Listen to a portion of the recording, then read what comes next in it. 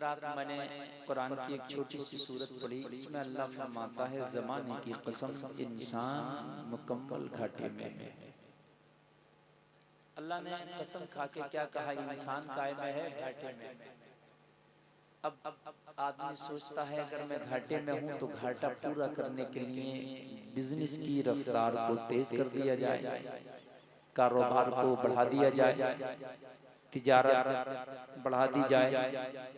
मगर सिरोली के जलसे में आने वालों, यहाँ दुनियावी खसारा, दुनियावी माल मुराद नहीं है, इसलिए कि अल्लाह की नज़र में तुम्हारे माल की कोई हैसियत और कोई औकात नहीं है। अगर तुम्हारे पास माल कम है या ज्यादा है, अल्लाह की नज़र में माल की कोई औकात ही नहीं है। माल की कोई औकात नहीं है। तुम्हारे माल, तुम्हारे प्लाट, तुम्हारी गाड़ियां, तुम्हारे बैंक बैलेंस, तुम्हारे सोना चांदी, तुम्हारे दबदबे, इसकी कोई औकात है ही नहीं। तो जब अल्लाह की नज़र में उस चीज़ की कोई औकात ही नहीं है तो वहाँ वो मुराद भी नहीं है। अल्लाह फरमाता है इन्नमा अमवालुकुम व औलादुकुम फितना, ये तुम्हारे माल और तुम्हारी औलाद ये फितना है। इसे तो अल्लाह फितना बता रहा है। अब जरा गौर कीजिए, अल मालु वल बनूना ज़ीनतुल हयातुद दुनिया, अल्लाह कह रहा है ये माल और ये तुम्हारे बेटे ये सिर्फ दुनिया की ज़ीनत है और कुछ नहीं है, सिर्फ दुनिया की ज़ीनत है। तो जो घाटा मुराद है, यहाँ घाटा माल से मुराद ही नहीं है लोगों, यहाँ माल का घाटा नहीं, आमाल का घाटा मुराद है। हम आमाल के तौर पे बहुत कोरे रह गए, इसलिए घाटे में है। और जो इंसान मौत के वक्त नेक होके मरा उससे बड़ा कोई अमीर नहीं है, और जो मरने के वक्त गुनहगार होके मरा उससे बड़ा कोई गरीब नहीं है। इसलिए कि मैदान महशर में ये नेकियां लोगों से मांगता फिरेगा, मगर इसे कोई एक नेकी देने के लिए तैयार नहीं होगा, तो गरीबी तो है मैदान महशर में मांगता फिरेगा। लेकिन जो अल्लाह के रसूल की सुन्नतों को जिंदा करके गया होगा, लोगों जो नेक काम करके गया होगा, नेकियों का जखीरा लेके गया होगा, मैदान महशर में अल्लाह उस पर करम फरमाएगा, नबी की शफाअत उसे नसीब होगी। उससे बड़ा अमीर कौन है बताइए, उससे बड़ा अमीर कौन है? ऑपरेटर साहब आवाज कहां गया? मैं हमसे कोई दुश्मनी नहीं, क्या मसला है? बढ़ाओ, बहुत अच्छा चल रहा था, बड़ा अच्छा माशाल्लाह आपका मैच चल रहा, सब नात पढ़ रहे थे, सब जो है निकाबत चल रही थी, ऐसे अब फिर कर दें आप, पता नहीं क्या मसला है। आपका मैच बहुत अच्छा बजता भी है माशाल्लाह, बजाते हैं तो बजाई बजा। हजरात तवज्जो कीजिए, आप जरा तवज्जो कीजिए, मैं जहाँ पर लाना चाहता हूँ तो हमारा खसारा नेकियों का, वो खसारा नेकियों का और है भी घाटा। अल्लाह अच्छा जो बात कहे तो उसमें झूठ हो ही नहीं सकती, वो सच है। वाकई हम घाटे में, मैदान महशर में लोगों, जहन्नम में तो गुनाहगार जा ही रहे होंगे, जहन्नम के जो हकदार होंगे, मगर अगर हम जहन्नम में जाएंगे तो लोगों सारी उम्मतें कहेंगी हाय ये वो उम्मत जहन्नम में जा रही है जिनको नबी मिला तो नबियों का सरदार मिला था। अरे ये वो लोग न जहन्नम में जा रहे हैं जिन्हें किताब मिली तो सबसे बड़ी किताब कुरान मिला था, जिन्हें जिन्हें नेकियां करने के लिए महीना मिला तो रमजान मिला था, जिन्हें वली मिला तो अब्दुल कादिर जैसा गौसे पाक मिला था, जिन्हें शहीद मिला तो हुसैन आजम मिला था, इन्हें जमाना मिला तो कुंतुम खैरा उम्मा का लक़ब अल्लाह ने इन्हें दिया, सबसे बेहतर उम्मत तुम हो। और उसके बाद में अल्लाह ने फिर इन्हें एक रात ऐसी दी थी, लैलतुल क़द्री खैरुम मिन अल्फि शहर, जो 1000 महीनों से भी अफजल है, जिसे लैलतुल क़द्र कहते हैं, वो रात इन्हें मिली थी, फिर भी ये जहन्नम में जा रहे हैं। इनसे बड़ा घाटे में कौन है? इनसे बड़ा घाटे में कौन है? मुझे बताइए, हमें कैसी रात दी अल्लाह ने? एक रात इबादत करो 1000 महीनों पे भारी है। लोगों अगर कुरान में एक नेकी करो तो अल्लाह ताला एक का 90 गुना बढ़ा के देता है। लोगों जरा गौर करो, अल्लाह ने तुम्हें कुरान दिया, अगर एक हर्फ पढ़ो तो 10 नेकियां मिलती हैं, अगर उसका एक हर्फ वहीं सुन लो तो 10 नेकियां सुनने में भी मिलती हैं। मुझे बताइए तो जो चीजें अल्लाह ने तुम्हें दी, ये चीजें अब से पहले किसी उम्मत को नहीं। पहले अगर कोई उम्मत गुनाह करती थी और अगर बुरे काम करती, नाफरमानी करती, तो अल्लाह फौरन उस पर अजाब भेजता और उसे तबाह करता। कौम लूत को अल्लाह ने तख्ता पलट कर दिया। हजरत नूह अलैहिस्सलाम के जमाने में तूफान आया, तबाह हो गए लोग। बात समझ रहे कि नहीं? तबाह हो गए। हजरत मूसा की उम्मत पर अल्लाह ने पत्थर बरसाए। मगर आज हमारे अंदर कौन सा ऐसा गुनाह है जो है नहीं, जो साबिक उम्मतों में था। पहली उम्मतें शराब पीती थी, क्या आज हम में शराबी नहीं है? क्या आज हम में जुआरी नहीं है? क्या आज हम में ज़ानी नहीं है? क्या आज हम में झूठे नहीं है? बात है कि नहीं? अच्छा एक बात बताओ, मुझे पूरा जल्दी से मैं पूछता हूँ, पूरे जल्दी से जरा तवज्जो करना। देखो वक्त थोड़ा ज्यादा हो गया, मगर टेंशन मत लो। तकरीर धूधा बोलने का नाम नहीं होता, तकरीर समझाने का नाम होता। बात रही धूधा बोलने की, तो पूरे हिंदुस्तान में मुझसे ज्यादा धूधा भुलैया कोई है ही नहीं। हकीकत बता रहा हूं, मैंने तो मैगो में धुएं धुएं निकाल दिए, और इसलिए जब मैं बैठता हूँ तो साउंड मास्टर सारे बटन खींच के कम कर देता, ये धुआंधार बैठ गया। ये होती बात है। लेकिन मैं हल्के बोलूं तो कमाल की बात है, जोर से बोलूं तो कोई कमाल की बात नहीं। ठीक है, तो तवज्जो कीजिए। इमाम हुसैन का यजीद से क्या झगड़ा था? कितना बड़ा मामला हुआ, बच्चे शहीद हुए, खुद सर कटाया, हुआ कि नहीं हुआ? कितना बड़ा मामला, क़यामत तक लोग नहीं भुलाएंगे और भुलाया भी नहीं जाएगा। मुआरक़े करबला क्या क़यामत तक भुलाया जा सकता है? जब मुहर्रम शरीफ आता है तो यादें ताज़ा हो जाती हैं। बात है क्या झगड़ा? क्या इमाम हुसैन की जमीन मार ली थी यजीद ने? तवज्जो करना जरा, जो मैं आप कहना चाह रहा हूँ सारा मजमा मेरी माँ बहनें मर्द सब सुने। इसलिए कि जब कभी मैं समझाने के मूड में आता हूँ ना, तो फिर ऐसी बात करता हूँ कि भेजे में घुसती चली जाए। हाँ, इसी का नाम जलसा है, वरना जलसे में खूब नारा लगा दो अल्लाह वालों, अल्लाह वालों आप नहीं बोलेंगे, ये लोग ये तो जन्नती आदमी, इसमें कोई शक, इनकी जन्नती होने में कोई शक नहीं। हमें अपनी सोचना चाहिए, बस तुम खामोश रहना अल्लाह वाला। तो तवज्जो करना, जो मैं आपसे अर्ज कर रहा था, क्या इमाम हुसैन की जमीन मारी थी? क्या इमाम हुसैन का माल मार लिया था? ना। कुछ लोग ये कहते हैं कि तख्त का झगड़ा था, वो भी गलत कहते हैं। तख्त का तो कोई झगड़ा ही नहीं था। जब इमाम हुसैन करबला शरीफ जा रहे थे अपने बच्चों को लेके, तो मेवात का एक राजा था जिसका नाम था राजा चंद्रगुप्त। वो इमाम हुसैन का रिश्तेदार था। उसने यहाँ से खत लिखा था और खत लिखकर 10,000 ब्राह्मणों को दिया था और उनसे कहा था जाओ ये खत इमाम हुसैन अली के बेटे को देना। पता खत में क्या लिखा था? मुझे पता चला है कि यजीदी आपके खून के प्यासे हो चले हैं, आप पर बैत का दबाव बना रहे हैं, इसलिए हुसैन इब्ने अली, मैं राजा चंद्रगुप्त आपकी बारगाह में विनती करता हूँ कि आप अपने सारे अहलो अयाल को लेके हिंदुस्तान में बात आ जाएं। मैं अपना तख्तो ताज आपके कदमों में समर्पण करके आपका सेवक बन जाऊंगा। मैं आपका सेवक बन जाऊंगा। तो अगर तख्त की जरूरत होती तो हिंदुस्तान जैसा अमीर मुल्क उस वक्त दुनिया में ना था। हिंदुस्तान में उस वक्त भी माल और दुनिया के मुकाबले ज्यादा था, तो फिर हुसैन करबला ना जाते। तख्त की अगर लालच होता तो हिंदुस्तान आकर मेवात की गद्दी संभालते। मगर मामला तख्त का भी ना था, मामला ताज का भी ना था, मामला हुकूमत का भी ना था। फिर क्या मसला था कि इमाम हुसैन का यजीद से इतना बड़ा मामला क्यों हुआ? फिर इतनी नौबत क्यों आई कि सर कटाने पड़े, कुनबा कटाना पड़ा, कबीला लुटाना पड़ा? क्यों? पूरे मजमे से मेरा सवाल है, जरा पूछो, अपने दिल से पूछो। फिर क्या मामला?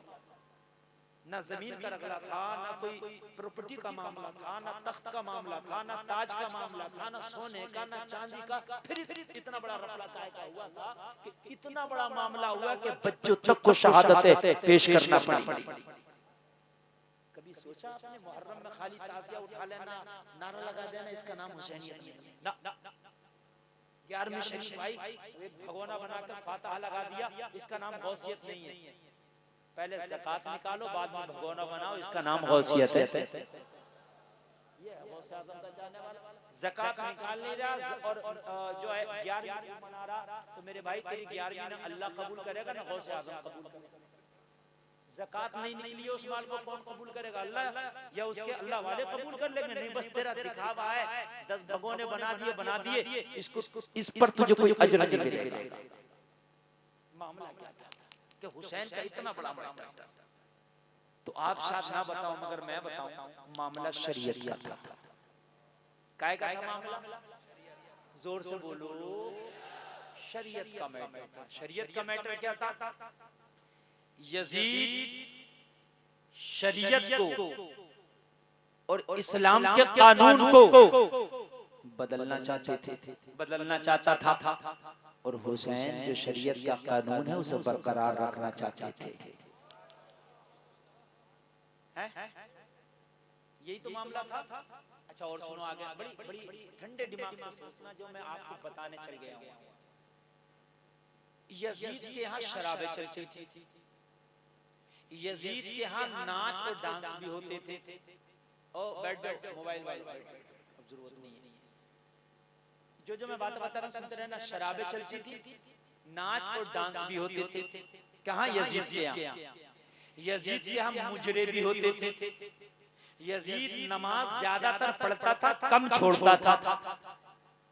जो मैं बता रहा हूँ उलमा से पूछ लेना, जो मैं बात बता रहा हूँ। ज्यादा पढ़ता था, कम छोड़ता था। मुजरे शराबे खेल भी चलते थे उसके यहाँ, बंदर लड़ाए जाते थे, बंदर को लड़ा के वो खेल होती थी उनकी कुश्ती, ये काम था। ये शरीयत के खिलाफ था। हुसैन ने कहा ये बर्दाश्त नहीं किया जाएगा। बस यजीद ने कहा ये बर्दाश्त क्यों नहीं करोगे, हम ही को मानो जो हम कर रहे हैं। हुसैन ने कहा नहीं, ये नहीं कहा जाएगा, ये बर्दाश्त। बस उसके बाद क्या हुआ? हुसैन ने सर तो कटाया मगर यजीद की हाँ में हाँ ना की। जो काम यजीद के यहाँ होते थे, क्या वो काम हमारे यहाँ है या नहीं है? है नहीं। यजीद से 10 गुना बढ़कर काम हमारे यहाँ। बस बात ये बताना मेरा, यजीद के यहाँ जो काम थे उससे 10 गुना बढ़कर। यजीद कभी कभी नमाज छोड़ता था, हम कभी कभी पढ़ते हैं। बस समझ मारी।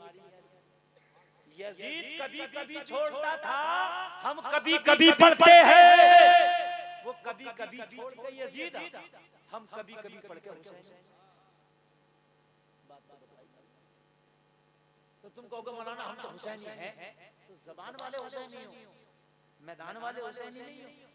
जबान वाले तो कुफा के 40,000 वो भी थे जिन्होंने कहा था खत लिख दो हुसैन को बुलाओ। मुस्लिम बिन अकील से कहा था हम हुसैनी हैं, और खत लिख दिया, हुसैन को बुला रहा। करबला में जो सर काटने वाले थे वही थे जिन्होंने खत लिखवाया। जिन्होंने खत लिखवाया था वो जबान वाले थे, और जिन्होंने हुसैन के साथ करबला में सर कटाया था वो मैदान वाले थे। एक है हुसैनी मैदान वाला, एक है हुसैनी जबान वाला। उन्होंने मैदान में आकर सर कटाया था, उन्होंने जबान से काटा। हम जबान वाले हुसैनी। हुसैनी हैं हम। कैसे हुसैनी? वो यजीद कभी कभी नमाज छोड़ के यजीद हो गया, हुसैन का बागी हो गया। तुम कभी कभी पढ़ के सच्चे हुसैन में हो गए। अजीब मामला। भाई बात मेरी जरा सोचना, जरा ठंडे दिमाग से सोचना और जरा ठंडे दिल से सोचना। उसके यहाँ डांस चलते थे। मैं जिम्मेदारी के साथ और दावे के साथ कहता हूं, अगर कोई चाहे तो मुझसे डिबेट कर ले इस बात पर। जितने डांस नंगे नंगे आज मेरी कौम देख रही है, इतने नंगे डांस यजीद के दरबार में कभी नहीं चलते होते। ये जिम्मेदारी के साथ बोल रहा हूं। आज से 50 साल पहले जो फिल्में बनी, हम तो पैदा भी नहीं हुए होंगे। उस वक्त की हीरोइनों की जो थी वो भी पूरे कपड़े पहन के एक्टिंग करती थी। आज की हीरोइनें कितने पहनती हैं? बात है कि नहीं? तो जब पहले हीरोइनें पूरे कपड़े पहनती थी तो यजीद के दरबार में जो नाचने वाले और नाचने वाली होती होंगी उनके भी कपड़े आज के नाचने वालियों से ज्यादा होते होंगे। बात मानोगे कि नहीं मानोगे मेरी? बात है कि नहीं? पहली हीरोइनों को देखो और आज की हीरोइनों के कपड़े देखो, फर्क है। पहले लोगों के पर्दे देखो, आज के देखो, फर्क है। पहले बुर्के चलते थे, टोपी वाले बुर्का ही होता था वो। पता नहीं है बुर्के के अंदर जवान है कि बूढ़ी है, पता नहीं था बुर्के के अंदर जवान है बूढ़ी है मोटी है कि पतली है। ला मेरी गारंटी है बुर्के के अंदर पूरी बात बता देगा आदमी क्या है। आंखें पूरी दिख रही है, माथा पूरा दिख रहा, चेहरा आधा दिख रहा है, इससे आदमी अंदाजा लगा लेगा। इतने चुस्त बुर्के हैं, इतने चुस्त बुर्के हैं कि आदमी ये भी अंदाजा लगा लेगा कि भाई किस तरीके की खातून है। अब मुझे बताइए, पहले बुर्के ऐसे थे कि पता ही नहीं चलता था कि किसी की बीवी जा रही है, किसी की नानी जा रही है, और आज बुर्के ऐसे हैं कि बुर्का भी पहने और सब कुछ पता लगा लेगा कि जा कौन। मेरे भाई, तो यजीद के दरबार में जो मुजरे होते होंगे, डांस होते होंगे, वो इतने बेहयाई वाले नहीं होते होंगे जितने आज हमारे मोबाइलों में हमारे यूट्यूब पे हम देख रहे हैं। तवज्जो करना मेरे भाई, तवज्जो। तो यजीद कम उरियानियत वाला देख के हुसैन का बागी, और हम बिल्कुल नंगे नाच देख के सच्चे हुसैन। जरा तवज्जो कीजिए जरा यार, इंसाफ से काम लो, इंसाफ से काम लो। वो एक आधी तरीके की शराब पीता होगा, जितनी शराब अब चल रही है इतनी क्वालिटी की शराब उस जमाने में नहीं होंगी। वो देसी शराब थी जो खजूर से बनती थी, या ये गन्ने मिठाई वगैरह जो भी बनती रही हो, ये अंगूर से बनने वाली। आज तो तुम देखो इंग्लिश अलग है, देसी अलग है, परदेसी अलग है, बियर अलग है, पियर अलग है, कितनी शराब है। भाई है क्या नहीं है मेरी? यजीद के दाढ़ी भी थी, ये भी मैं आपको बताऊं, उसकी दाढ़ी यहाँ तो दाढ़ी नहीं है। मैं ये नहीं कहना बता रहा था मौलाना यजीद की तारीफ कर रहे हैं, यजीद तो कुत्ता है, जहन्नम का ईंधन है। मैं बात तारीफ नहीं कर रहा, मैं ये कह रहा हूँ हम हुसैनी कैसे, मकसद यजीद से नहीं है, वो तो कुत्ता है, जहन्नम का ईंधन है। लानत उस पर अल्लाह और उसके फरिश्तों की। बात समझ रहे हैं? उस कुत्ते से हमारा कोई सरोकार नहीं, वो यजीद है, पलीद है। लेकिन जो काम उसके थे, जिस काम की बुनियाद पर हुसैन ने उससे नफरत की थी, वो सारे काम तो हमारे अंदर उससे बढ़ के है। तो ये बताओ कि हुसैन हमसे कैसे मोहब्बत करेंगे, जरा ये फैसला करके बताओ। ये फैसला मैदान महशर में तो यजीद ये भी तो कह सकता है, मौला ये सब नमाज छोड़े तो हुसैनी, मैं कभी कभी छोड़ूं तो यजीद। मैंने मुजरे किए, ये बिल्कुल नंगे मुजरे करे तो ये हुसैनी। मैंने कुछ शर्म हया वाले किए तो मैं यजीद। ये नमाज कभी नहीं पढ़ते थे, मैं कभी कभी छोड़ता था, ये कभी कभी पढ़ते थे, ये हुसैनी मैं यजीद। शायद हुसैन का ज़ाहिरी ज़माना होता तो खुदा की कसम हमें कैसे पसंद करते यार। खाली नाम तो हुसैनी हो गए, अगर नाम से सब कुछ हो जाए, ज़बान से सब कुछ हो जाए, तो मैं आज ऐलान करता हूं कि मैं आज के बाद प्रधानमंत्री हूं। तुम कहोगे मौलाना कैसे होगा प्रधानमंत्री? मैं कहूंगा ज़बान से। जब तुम ज़बान से हुसैनी हो सकते हो तो मैं ज़बान से प्रधानमंत्री क्यों नहीं हो सकता? सब कुछ है तो ज़बान का ही यार, खाली ज़बान से कुछ नहीं होता, मैदान अमल में आके होता है। वो लोगों अगर हुसैनी हो तो फजर में नमाज पढ़ता नजर आए, अगर हुसैनी है तो झूठ से बचता नजर आए, अगर हुसैनी है हराम काम से बचता नजर आए, अगर हुसैनी है कानों से बचता नजर आए, अगर हुसैनी है बदी ग़ीबत से बचता नजर आए, चुगली से बचता नजर आए, अगर हुसैनी है तो कुरान पढ़ता नजर आए, नमाज़ें पढ़ता नजर आए।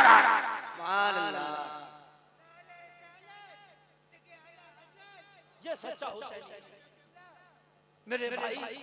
ये हुसैनियत नहीं है कि जो आज हमने अपने आप को सोच लिया मैं मुसलमान हूँ। खुदा की कसम कुरान में अल्लाह ने मना फरमा दिया कि घाटे में हो, घाटे में। इसीलिए मैंने ये सारी बातें आपको बताई। अल्लाह ने घाटा बताया। लोगों तुम सोच रहे हो मैं फायदे में हूँ, मैं जन्नती हूँ, मैं सच्चा मुसलमान हूँ, मगर तेरे बताने से कुछ नहीं होता। रब तो 30वें पारे में फरमाता तुम घाटे में हो, घाटे में। अगर घाटे से निकलना चाहते हो तो अल्लाह ने फरमाया ईमान पे मुकम्मल तरीके से कायम हो जाओ। अल्लाह फरमाता जिसने ईमान लाए जो लोग और जिन्होंने नेक अमल किए, क्या किए? नेक अमल किए, वो घाटे में नहीं। ईमान तो हम ले आए, ईमान तो पूरे मजमे में सब ले आए, सबका ईमान है अल्लाह एक है, मगर अमल कैसे हैं? हमारे अमल नेक नहीं। अल्लाह फरमा रहा ईमान के साथ साथ नेक अमल भी करना। बात समझ में आ रही है? ईमान के साथ साथ नेक अमल भी करना जरूरी है। अगर आपने नेक अमल नहीं किए तो घाटा पूरा नहीं होगा। ओ मेरे सुन्नियों, ओ मेरे भाइयों, जरा गौर करो।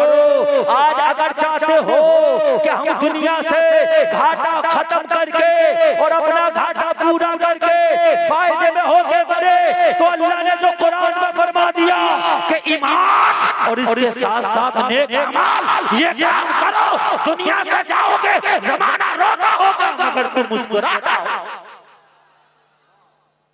तुम मुस्कुराता और ऐलान करता होगा, मेरे जनाजे पर रोने वालों, फरेब में हो बगौर देखो, मरा नहीं हूँ गमे नबी में, लिबास हस्ती बदल गया। खाली ज़बान के हुसैनी हो गए, ज़बान के मुसलमान, सब कुछ ज़बान से चल रहा। मेरे भाई ज़बान से कुछ नहीं होगा। अल्लाह की बारगाह में तुम्हारे आमाल तोले जाएंगे, अल्लाह की बारगाह में तुम्हारे आमाल देखे जाएंगे। उस रोली के जलसे में आने वालों, तुमने तो कोई ऐसा काम भी नहीं किया कि मैदान महशर में जिसकी बुनियाद पर बख्शिश हो जाए। नमाज पहले तो पढ़ते भी नहीं थे और कभी पढ़ने चले गए तो नमाज याद ही नहीं है। पढ़ी भी नहीं तो याद नहीं है तो कोई फायदा नहीं, मसला हुई नहीं। नमाज पढ़ते नहीं है और अगर कभी पढ़ने गए तो याद ही नहीं है। हमारे आदमी सोच रहे मैं नमाज पढ़ रहा हूँ, नमाज 5 टाइम की नहीं 9 टाइम की पढ़ लो, अगर याद नहीं है तो नमाज नहीं होगी। याद होना कोई फायदा नहीं। याद करो, ट्यूशन लगाओ, मौलवी हाफिज कारी बते रहे, 10 20 50 लड़के इकट्ठे हो जाओ किसी की बैठक में, किसी के घर में, उनसे कह दो मौलाना हमें टाइम नहीं, दिन भर अपना काम करते हैं, दिन भर दुकान बेचते हैं, ईशा के बाद आप रोजाना आया करें, हम 20 लड़कों को नमाज का ट्यूशन पढ़ाया करें। हाफिज का भी काम बन जाएगा बेचारा। जरूरी नहीं है कि हर मौलाना ही मस्जिद में जाकर इमामत करेगा। अरे हजारों ऑप्शन होना चाहिए, बात है कि नहीं, हजारों ऑप्शन होना चाहिए। अगर इस तरीके से आपने लगा लिया, अगर 100 रुपए इकट्ठे करे और अगर 30 लोग 40 लोग इकट्ठे हो गए, खुदा की कसम वो तुम्हें नमाज भी सिखाता रहेगा, उसका भी काम होता रहेगा, तेरा भी काम होता रहेगा। बात है कि नहीं मेरे भाई? जरूरी नहीं है कि सभी नमाज पढ़े। मस्जिद इतनी नहीं बन रही है जितनी उलमा की तादाद बढ़ रही है। मस्जिदें कम है, उलमा ज्यादा है। उलमा से फायदा हासिल करो, मगर हमने तो नमाज याद नहीं है, हमें तो कुरान याद नहीं है, हम हैं पक्के मुसलमान। हमारी दोस्ती पूरी दुनिया से है, कोई इसे दोस्त बना लिया, किसी का दोस्त पतंगबाज है, किसी का दोस्त सट्टेबाज है, किसी का दोस्त शराबी है, किसी का दोस्त जो है झूठा है, किसी का दोस्त जुआरी है, किसी का दोस्त मक्कार है, किसी का दोस्त जो है दलाल है। लोगों ऐसे से सबसे दोस्तियां कर ली। यार अगर दोस्ती करना है तो किसी नमाजी से कर लो, किसी कुरान के कारी से कर लो, ताकि ये दोस्ती मैदान महशर में काम आ जाए। मगर हमारी तो दोस्ती नहीं, हमारी तो कबूतरबाजों से दोस्ती, खैनी वाले से दोस्ती, सिगरेट वाले से दोस्ती, गगन वाले से दोस्ती, ये शराब वाले से दोस्ती, कभी कुरान वाले से दोस्ती कर लिया कर, कभी नमाज वाले से दोस्ती कर लिया कर, खुदा की कसम कभी नेक से भी दोस्ती कर लिया कर। ये तेरी दोस्ती मैदान महशर में काम आ जाएगी। मैदान महशर में नफ्सी नफ्सी का आलम होगा, कोई तेरा साथ देने तैयार ना होगा। ऐसे वक्त में एक शख्स अल्लाह फरमाएगा, अगर तेरा दोस्त कोई आलिम दीन हो तो आज इसी बुनियाद पे मैं तेरी बख्शिश कर दूंगा। अगर तेरा दोस्त कोई आलिम दीन हो तो इसी बुनियाद पे मैं क्या कर दूंगा, तेरी बख्शिश कर दूंगा। लेकिन दोस्त भी आलिम दीन नहीं हो, फिर अल्लाह फरमाएगा अगर तेरा नाम किसी आलिम दीन के नाम पे हो तो इसी बुनियाद पे तेरी बख्शिश कर दूंगा। तो नाम भी नहीं होगा, नाम भी नहीं रखे थे, नाम भी शाहरुख, सलमान, सानिया, सोनू, चिंटू, पप्पू, गुड्डू, भूरा, कलुआ, नाम भी ऐसे रखे थे। यहाँ तो कोई मतलब ही नहीं है किसी से। आप जरा बताइए मुझे, ये कोई नाम है मेरे भाई? नाम रखना तो यार किसी बुजुर्ग के नाम पर रखो, किसी आलिम दीन के नाम पर रखो, नाम की भी बरकत होती है, नामों का भी असर है। अगर मौलाना कोई नाम सही सा बता दे ठीक से तो कहते हैं मौलाना ये नाम पुराना पुराना से रख रहा है, तो भाई डिजिटल नाम कहाँ से आएगा? नाम तो लोगों जरा गौर करो, अब्दुल कादिर किसी ने नाम रख दिया तो अब्दुल कादिर आज के थोड़ी नहीं है, कई सौ बरस पहले सरकार अब्दुल कादिर होते थे तो नाम पुराना नहीं होता है। कान खोल के सुन ले, अगर काम अच्छा करेगा तो ना यहाँ पुराना होगा ना मरने के बाद तेरा कफन पुराना होगा। काम अच्छे होना चाहिए मेरे भाई, बात है कि नहीं यार? कितनी दोस्तियां होती हैं, फ्रेंड्स को होती हैं, फेसबुक के अलग दोस्त हैं, व्हाट्सएप के अलग दोस्त हैं, ट्विटर के अलग दोस्त हैं और इंस्टाग्राम के अलग दोस्त हैं, कॉलेज के अलग हैं, महल्ले वाले अलग हैं, बाहर अड्डे जा रहे अड्डे वाले अलग हैं। हाँ बस बड़े दोस्त हैं, बाल आदमी के बड़े बड़े दोस्त हैं, मगर दोस्त कोई किसी काम का नहीं। किसी ने बीड़ी पीना सिखा दिया, किसी ने गुटखा खाना सिखा दिया, किसी ने झूठ बोलना सिखा दिया, किसी ने शराब पीना सिखा दिया। ऐसे दोस्त, अरे दोस्त ऐसे होते, कोई तुझे नमाज पढ़ना सिखा देता, कोई कुरान पढ़ना सिखा देता, कोई तुझे हदीस रसूल सिखा देता, कोई तुझे नबी की नात पढ़ना सिखा देता। ऐसी भी तो दोस्ती होना चाहिए ना मेरे भाई, बोलो है क्या नहीं? अब आप लोग सुनते रहो, क्या देख रहे हो भाई? देखो टाइम इतना हो गया तो जाने ही नहीं। अब तुम सोच रहे हो कि ये जा रहे हैं वो जा रहे हैं, सब जाएंगे क्योंकि टाइम ऐसा होगा, रुकेंगे।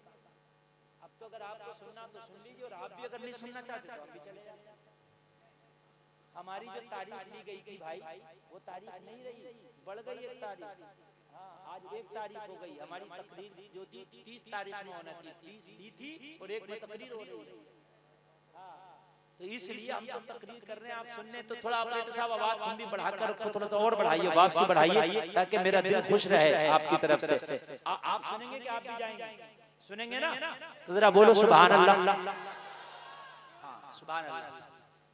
मेरे भाइयों, आपने कितनों से दोस्ती की होंगी यार, कितनों से दोस्ती करते हो लोगों, ये दोस्तियां तुम्हें जहन्नम में ले जाएंगी। आज तो दोस्तियां बहुत ज्यादा चल रही हैं, कॉलेज में गए तो अलग दोस्ती, अब तो हद यहाँ तक हो गई लोगों, कहने पे यार क्या करें, दिल फटता है। हमारी बेटियां कलमा पढ़ने वाली बच्चियां, हमारी वो बहनें जो कलमा पढ़ती हैं मुस्तफा का, उनकी दोस्तियां गैर मुस्लिम लड़कों से हो रही हैं। हकीकत बता रहा हूं मैं। और दोस्तियों तक महदूद नहीं है कहानी, दोस्तियों के बाद में ये शादी तक नौबत पहुंची। ये दोस्ती शादी में हो, चाहे 2 साल और 3 साल के बाद वो धक्के देता है, मारता है, फिर जाने क्या क्या होता है, इनकी कोई नहीं सुनता, फिर रोती फिरती है। कम से कम 15 क्लिपें मैंने एक साल में देखी होंगी, कोई फरार हो रही है, कोई फरार हो रही है, कोई फरार हो रही है, कि 2 साल पहले मुझसे शादी की थी, 1 साल पहले शादी की थी, 1 साल मुझे इस्तेमाल किया, मुझे धक्का मार के छोड़ दिया, 2 साल के बाद मुझे छोड़ दिया। ओ लोगों जरा गौर करो, आंखें खोलो यार, दोस्तियां किससे कर रहे हो यार? कहां तुम चले गए? तुम्हारे दोस्त कौन है? ओ मेरे भाइयों, दोस्ती करना है तो यार ऐसे से करो जो तुम्हें फायदे में डाल दे, जो तुम्हें जन्नत का रास्ता दिखा दे। हाय हमारी दोस्तियां कहां कहां हो रही है। लोगों कान खोल के सुनो, आज गुलफाम एक दोस्त का तुम्हें एड्रेस देके जा रहा है। तुम्हारे कितने दोस्त होंगे? एक से दोस्ती और कर लो, अगर उससे दोस्ती कर लोगे तो न दुनिया में मारे जाओगे ना आखिरत में पकड़े जाओगे। वो तुम्हारा दोस्त लाजवाब है, जहां सब साथ छोड़ जाएंगे वो दोस्त तेरा साथ निभाएगा। तेरे उस दोस्त का नाम कोई और नहीं है, वो है रब का कुरान।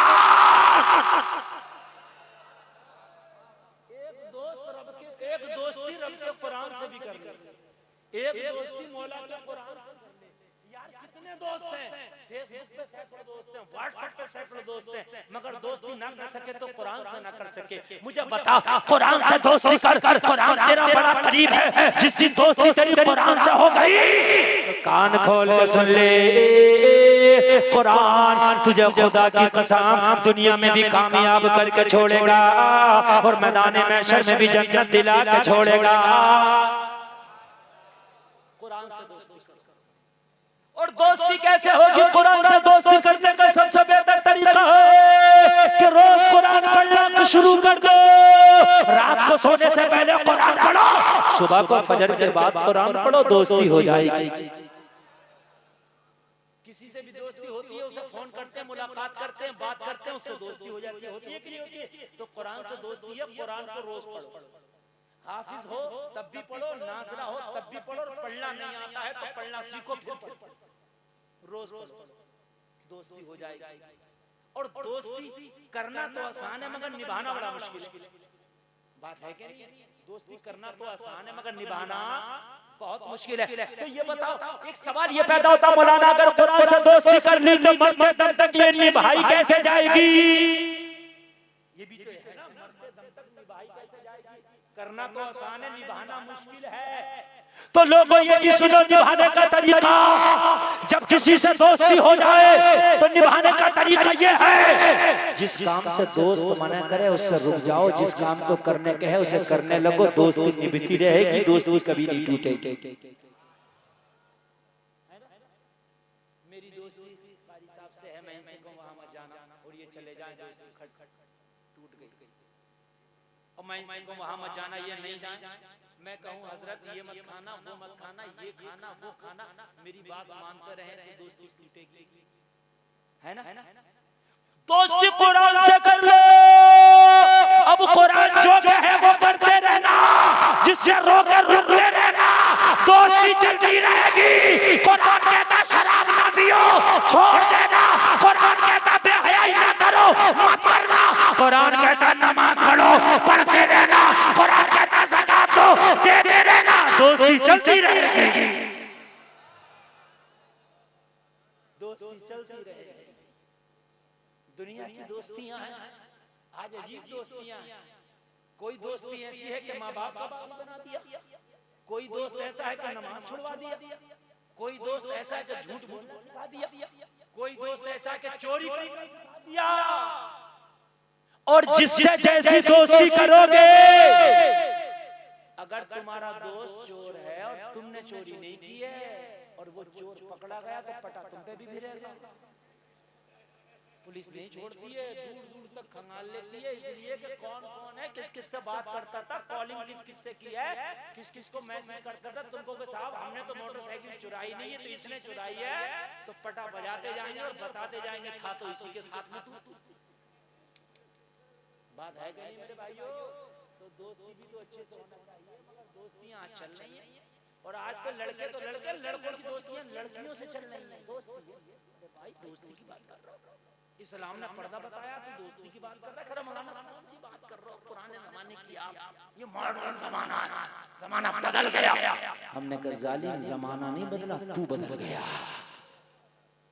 जमाना वही है, वही चांद, वही सूरज, वही सितारे, वही आसमान, वही जमीन, वही समंदर, वही कहां बदला? तू बदला। ये सूरज बदला, ये चांद बदला, बताइए जमीन बदली। 1000 साल पहले भी फजर की 4 रकात थी, आज भी 4 रकात। 1000 साल पहले ज़ोहर में 12 रकात थी, आज भी 12 ही रकात। पहले भी एक बार जिंदगी में हज फर्ज हो जाता अमीर पर, आज भी एक ही बार फर्ज है। बताओ क्या बदल गया? जो 1000 साल पहले कुरान था वही कुरान है, जो 1000 साल पहले हदीस थी वही हदीस है। 1000 साल पहले भी एक महीने का रोजा होता था, रमजान आता था, और आज भी एक महीने ही रमजान आ रहा है। क्या बदल गया? तू बदल गया।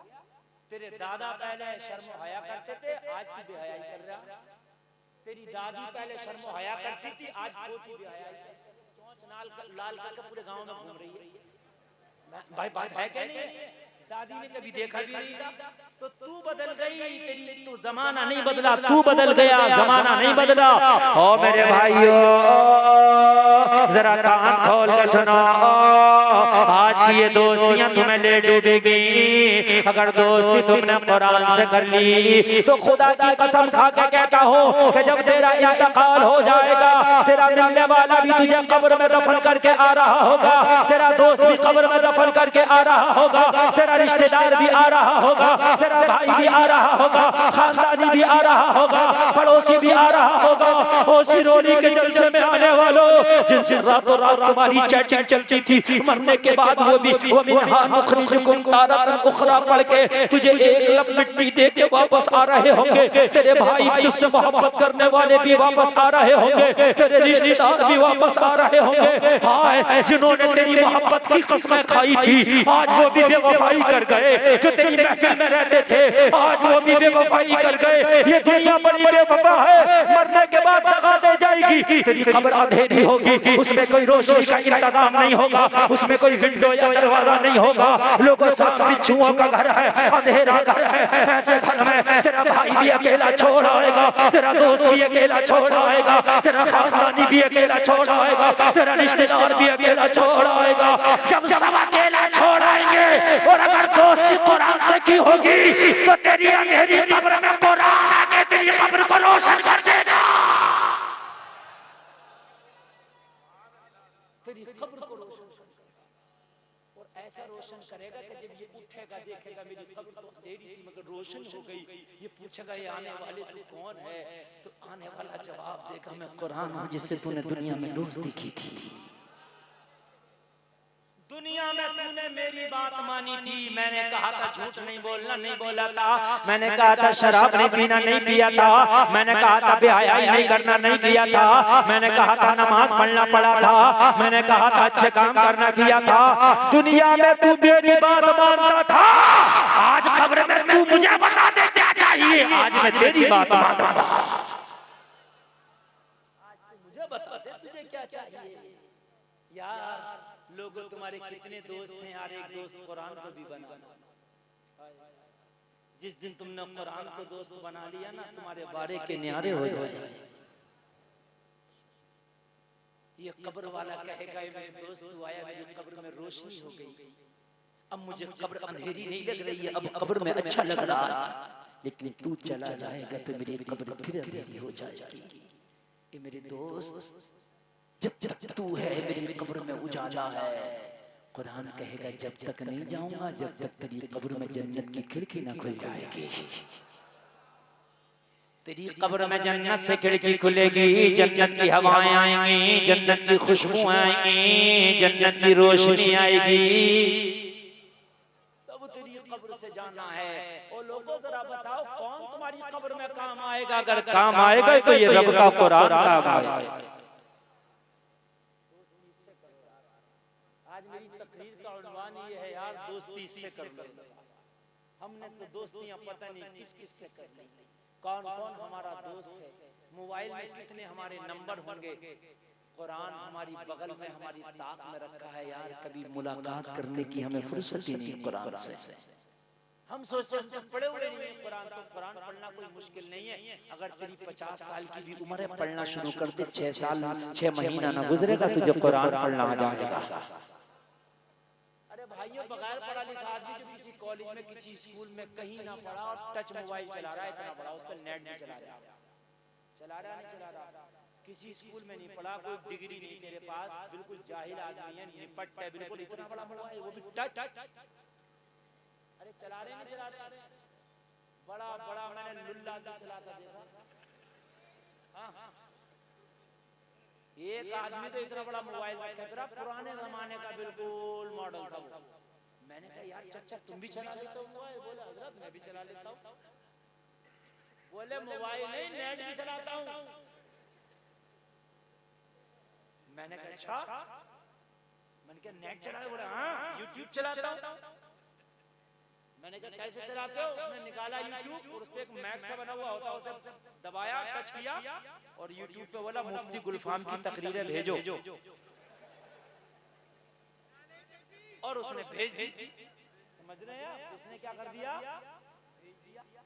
तो बड़ा आसान हो गया यार, क्यों चलाना आ गया, खुटर खुटर खुटर खुटर, जब 24 घंटे उसमें करेगा तो थोड़ा बहुत चलाना आ जाएगा, है ना यार, जब कुरान को 24 घंटे में 2-3 घंटे पढ़ेगा तो तुझे कुरान भी पढ़ना आ जाएगा, लगन तो कर, जिस लगन होगी तब होगा ना मेरे भाई, जब लगन ही नहीं होगी तो कहां से पढ़ना आएगा, ये बात सही है लगन। अच्छा हमारा जो दिमाग भी है ना इससे बहुत बढ़िया,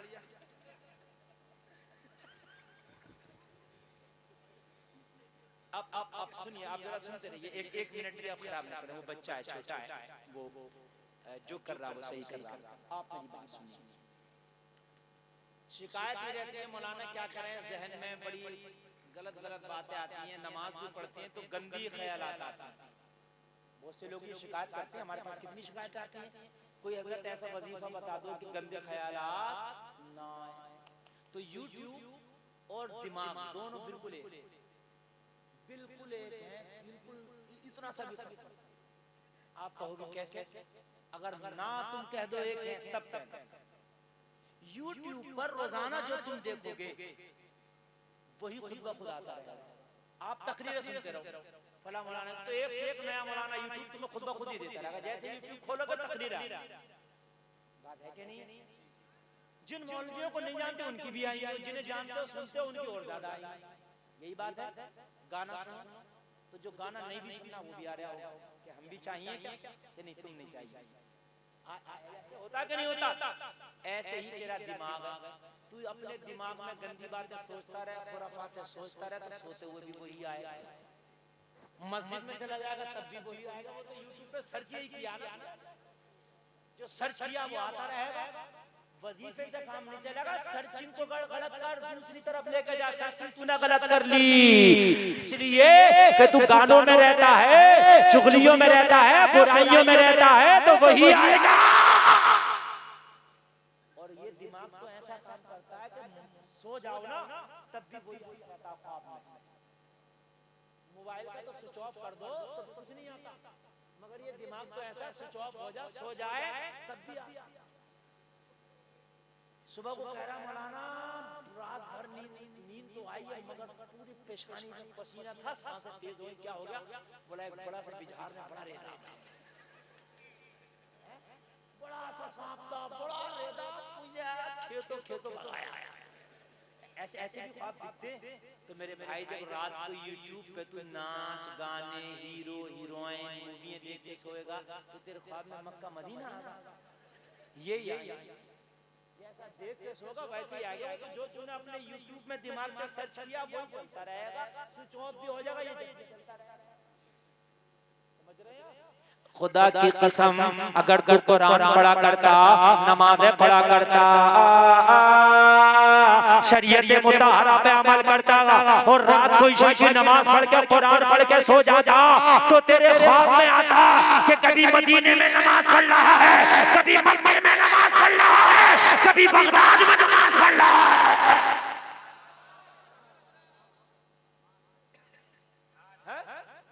रात को बॉलीवुड की नचनियां देख के सो रहा तो तू चाहेगा कि बगदाद दिख जाए? नहीं। और खुदा की कसम अगर नबी का दुरूद पढ़ के सोएगा तो कभी मदीना दिखेगा, कभी मदीने वाला नजर आएगा। अगर नमाज़ पढ़ के सोगा कभी बगदाद नजर आएगा, कभी बगदाद वाला नजर आएगा। मेरे भाइयों दिमाग के यूट्यूब को सही करो, इसमें गलत सर्चिंग ना करो वरना मर्जों में भी मुब्तला हो जाओगे। ऐसी ऐसी बीमारियां लग जाती हैं कि जिनका कोई इलाज भी नहीं होता। ओ लोगों अब जरा गौर करो, मैंने आपकी बारगाह में अर्ज किया कि एक दोस्ती कुरान से भी कर लो। इंशाअल्लाह करोगे? बोलो इंशाअल्लाह। मैंने दोस्ती करने का तरीका बता दिया, कुरान पढ़ना शुरू कर दो, दोस्ती हो जाएगी। निभेगी कैसे? जो कुरान मना कर रहा उसे छोड़ दो, जो कह रहा उसे कर लो, निपटी रहेगी। करोगे तो सुबह से फजर पढ़ोगे। कुरान कह रहा अकीमुस सलाह व आतुस ज़कात। कुरान कह रहा है सुबह फजर से पढ़ना शुरू कर दो नमाज, कुरान से दोस्ती शुरू हो जाएगी इंशाअल्लाह। बोलो इंशाअल्लाह। यार दोस्तों को कहने से इतने काम करते हो, अब जब इससे दोस्ती होगी तो फिर इसके कहने का नहीं। अच्छा एक बात और बताऊं, कुरान से अगर दोस्ती हो जाती है तो कुरान एक दोस्ती और कराता है। आपकी किसी से दोस्ती हो जाए तो तुम्हारा दोस्त भी कभी कभी किसी से दोस्ती करा देता है। ऐसा होता नहीं होता? हमसे किसी की दोस्ती हो तो कोई ये कहे मुफ्ती गुलफाम को जानते हैं आप, तो हमारा दोस्त अगर जानते मेरे बड़े करीबी मामले हैं, मैं भाई उनका दोस्त हूँ यार, हमें मिलवा दियो। चल जब तू कहे जब मिलवा दूंगा, है ना, बात भी करा दूंगा, मिलवा दूंगा, मुसाफा करा दूंगा, वो दोस्त लाएगा। हजरत ये अपने ही दोस्त है, मिलने वाले बड़े करीबी हैं, आपसे मोहब्बत करते, पता चला 1 मिनट में दोस्ती करा दी, है ना। नए आदमी से हम डरेंगे, पता नहीं कैसा, अच्छा है बुरा है ना, उससे एकदम दोस्ती नहीं होगी। मगर जब दोस्त ने तारुफ कराया तो दोस्ती हो गई। ऐसे ही जब तू कुरान से दोस्ती करेगा तो कुरान तेरी दोस्ती रब से करा देगा, मौला से करा देगा, फिर ऐसी दोस्ती कराएगा, ऐसी दोस्ती कराएगा कि रब फरमाता है जब बंदे से मेरी दोस्ती हो जाती है तो ज़बान बंदे की होती है, कलाम खुदा का होता है। चलता बंदा है, पैर उसके होते हैं, चलना खुदा का होता है। है ना? ज़बान बंदे की होती है, कलाम खुदा का होता है। कान बंदे का होता है, सुनना खुदा का होता है। दोस्ती जो हो ऐसी दोस्ती। और लोगों, अगर कुरान से तुम्हारी दोस्ती हो गई तो कुरान रब से दोस्ती करा देगा। और जिसकी दोस्ती खुदा से हो गई, सिरोली तो सिरोली, पूरी दुनिया मिलके चाहे तो उसका कुछ नहीं बिगाड़ सकती, इसलिए कि तेरा दोस्त परवरदिगार हो गया है। आदमी डरता है, यार मैं बड़ा कमजोर हूँ। लोगों, कितने भी बड़े ताकतवर आए, मगर जिनकी दोस्तियां खुदा सा है उनका कोई कुछ ना बिगाड़ पाए। हिंदुस्तान में गरीब नवाज आए, दोस्ती खुदा सा है, वहाँ का राजा कुछ ना बिगाड़ पाया। लोगों, नमरूद में आतिशे नमरूद ने आग में हजरत इब्राहिम को डाला, दोस्ती खुदा सा है, इब्राहिम की आग कुछ ना बिगाड़ पाई। भाइयों ने हजरत यूसुफ को कुएं में डाला, दोस्ती खुदा सा है, कुआं कुछ ना बिगाड़ पाया। हजरत यूनुस को मछली ने निगल लिया, दोस्ती खुदा सा है, मछली कुछ ना बिगाड़ पाई। सुभान। तो ये अगर तुम्हारी दोस्ती खुदा से हो जाए और तुम खुदा के दोस्त बन जाओ, तो फिर मुझे बताइए दुनिया तुम्हारा क्या है ना? मगर हम तो फख्र करते हैं दोस्तियों पे, दोस्तियां चल रही हैं आजकल, बड़े लड़के लड़कियों की दोस्तियां चल रही हैं, उसका नाम कपल दे दिया। हाँ, कपल जोड़ा जा रहा, नए नए नाम दे रहे हैं, फ्रेंडशिप, समझे? फ्रेंडशिप हो रही हैं। अरे सिरोली वालों, अभी ये गांव देहात में, छोटे छोटे कस्बों में शर्म हया बाकी है। बड़े बड़े शहरों में जाके देखो, मुंबई, कलकत्ता, हैदराबाद, चेन्नई, मद्रास जाके देखो, रात को बच्ची अपनी अम्मी से कहती है, माँ हम रात को घर नहीं आएंगे। क्यों? कहा मेरी दोस्तों की पार्टी, आज पूरी रात अपने दोस्तों की पार्टी में रहना। ये चल रहा है, हकीकत बता रहे हैं। वहां बेहयाई बहुत ज्यादा हो गई। शोहर की बीवी सामने, शोहर सामने, पार्टियां चल रही हैं, दूसरे के गलों में हाथ डाल के उसकी बीवी शराब पी रही है, और उसके गले में दूसरे की बीवी हाथ डाल के शराब पी रही है। ये चर्चा कॉलेजों में बच्चियां पढ़ रही हैं, फ्रेंडशिपें चल रही हैं, ना बाप को आपत्ति है ना माँ को आपत्ति है। मेरे भाइयों, हम कहाँ चले गए? हमने पूरा अपना बेड़ा गर्क कर दिया। लोगों, तुम तो उस इस्लाम की शहजादी हो, और मेरी बहनों तुम तो उस फातिमा की मानने वाली हो कि जिस फातिमा ने मौला अली से कहा था, अली अगर मेरा इंतकाल हो जाए तो मेरा जनाजा भी रात में उठाना, ताकि फातिमा के कफन पे भी किसी की नजर न पड़े।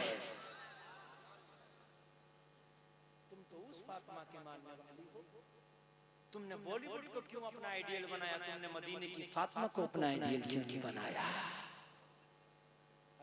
रंग कैसे चढ़ गए हमारे? कहते हैं मौलाना क्या करें, मैं तो अच्छा था, मगर मेरे दोस्तों में जाके मुझे ये हो गया, मुझे वो हो गया। और मेरे भाई तेरा रंग इतना हल्का क्यों था कि दोस्तों में गया तो दोस्तों का रंग चढ़ गया। तेरा रंग इतना भारी और इतना गहरा होना चाहिए था कि तू बेनमाजियों में गया था तो अपना रंग चढ़ा के उन्हें नमाजी कर देता।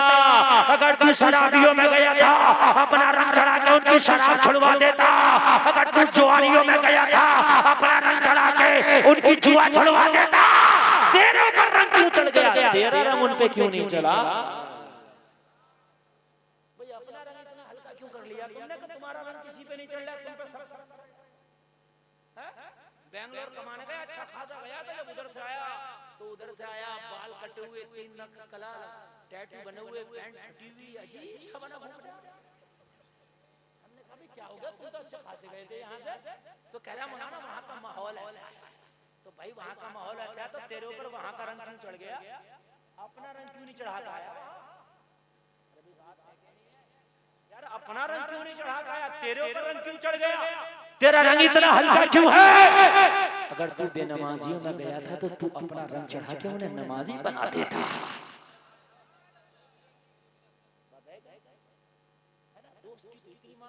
इतनी मान खुदा की बिल्कुल दोस्ती खुदा से पक्की कर लो, कुरान से पक्की कर लो।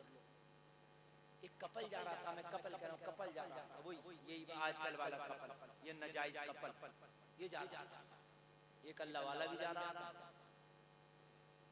ये अपने महबूब से बातें करता जा रहा था, वो अपने महबूब से बातें करता जा रहा था।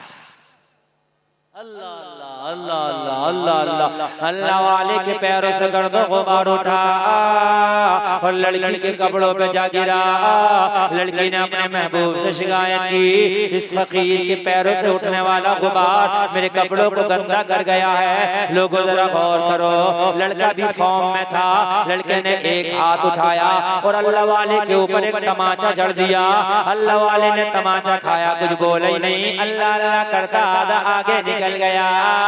एक हलवाई दूध गरम कर रहा था, दरवाजे पे जाकर दुकान के खड़ा हुआ। हलवाई ने एक गिलास दूध मीठा करके दे दिया। अल्लाह वाले ने वो भी पी के खुदा का शुक्र करके बोला, मौला तेरी भी शान क्या है, कहीं चांटा खिलवाता है, कहीं गरम गरम दूध पिलवाता, मगर ये तो अल्लाह वाला था। जब दुकान से वापस आया, वही कपल उधर से आ रहा था जो इस हाथ से चांटा मारा था। उस लड़के ने वो हाथ उसका टूट के लटक चुका था। लड़की कदमों पे गिर गई, कहने लगी, बाबा माफ कर दो, मेरे दोस्त ने आपके चांट मारा। ये भी ठोकर खा के गिरा, इसका हाथ टूट गया। अल्लाह वाला बोला लड़की से, खामोश हो जा, तेरा मेरा तो मैटर नहीं, मेरे पैर से गुबार उड़ा तेरे ऊपर, अगर तू मुझे मारती कुछ कहती तो मैं कुछ कहता, लेकिन मारा तेरे दोस्त ने मुझे। तेरे दोस्त को गुस्सा आया तो चांट मार दिया, और मेरे दोस्त को जलाल आया तो हाथ ही तोड़ दिया। मेरी दोस्ती खुदा से है, तेरी दोस्ती इस लड़के से है।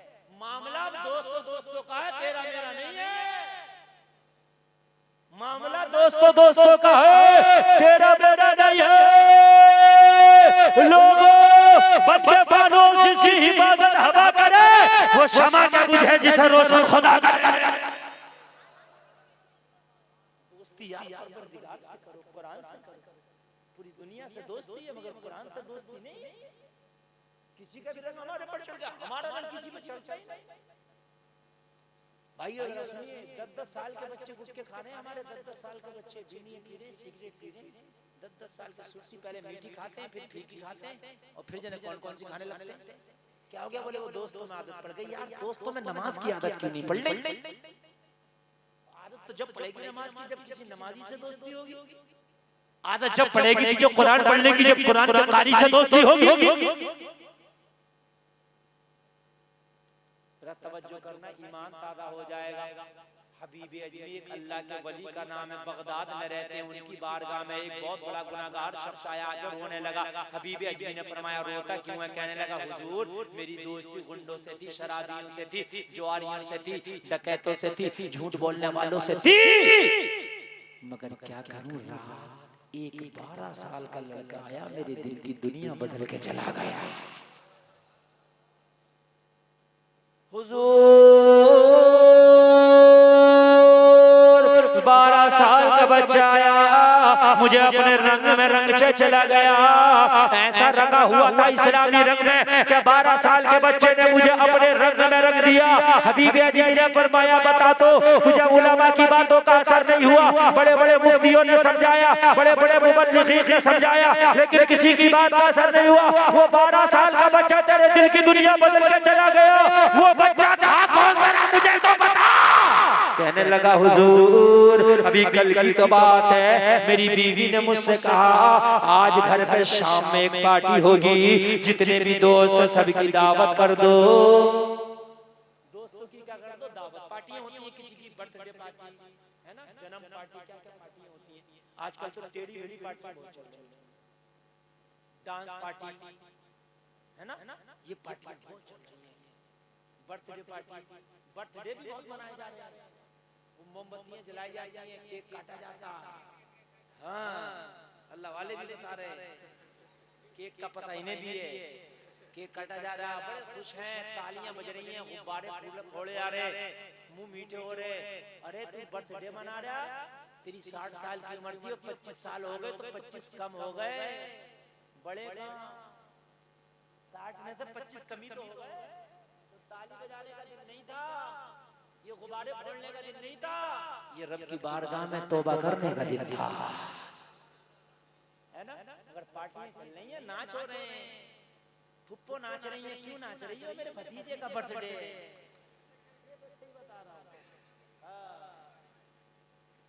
एक तो नानी नाच रही, नानी कहा तुम्हें क्या हो गया, तुम तो अभी ठीक थी। कहने लगी मेरे तुम्हें पता नहीं है, मेरे नवासे की तो जैसा रंग चढ़ जा, रंग है वो तो जैसा रंग चढ़ जा, तो अपना रंग अच्छा करो, गाढ़ा करो, तुम्हारा रंग लोगों पे चढ़े, लोगों का रंग, मगर तेरा रंग अच्छा होना चाहिए, रंग अपना गड़बड़ मत कर ली। कभी पता चला कि अपना रंग गलत है तो दूसरों पे चढ़ाता है कि मौलाना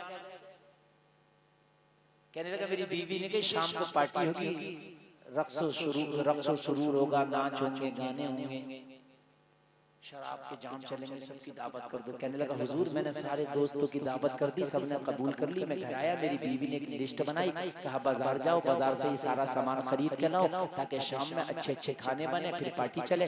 मैं बाजार गया, बाजार में मैंने सामान खरीदा, अच्छा खासा सामान था, मैंने पोटली बनाई, बड़ी पोटली बन गई। मैंने सोचा कोई मजदूर मिल जाए ताकि मेरे घर तक ले जाए, मैं उसे मजदूरी दे दूं। मैंने तलाश किया, मुझे कोई मजदूरी नहीं मिला। मैंने निगाह उठा के देखा, जरा आगे बढ़ा तो 12 साल का बच्चा खड़ा था, चेहरा मासूमाना था, उसके निगाहें झुकी थी, वो चेहरे पे हुस्न की बरसात थी, बच्चा बड़ा अच्छा था। बच्चे के चेहरे को देख के मुझसे रहा ना गया। मैंने सोचा इससे बात जरूर करूंगा। मैंने कहा बेटा कैसे खड़े हो? तो बच्चे ने जवाब दिया, बच्चा बोला मैं मजदूर हूँ, मजदूरी के लिए खड़ा हूँ। हबीब अजमी की बारगाह में अर्ज करता, मैंने बच्चे से कहा बेटा मुझे एक मजदूर की तलाश है, तुझे मजदूरी की तलाश है, मेरी पोटली उठा के मेरे घर तक ले चल, मैं तुझे तेरी मजदूरी दे दूंगा।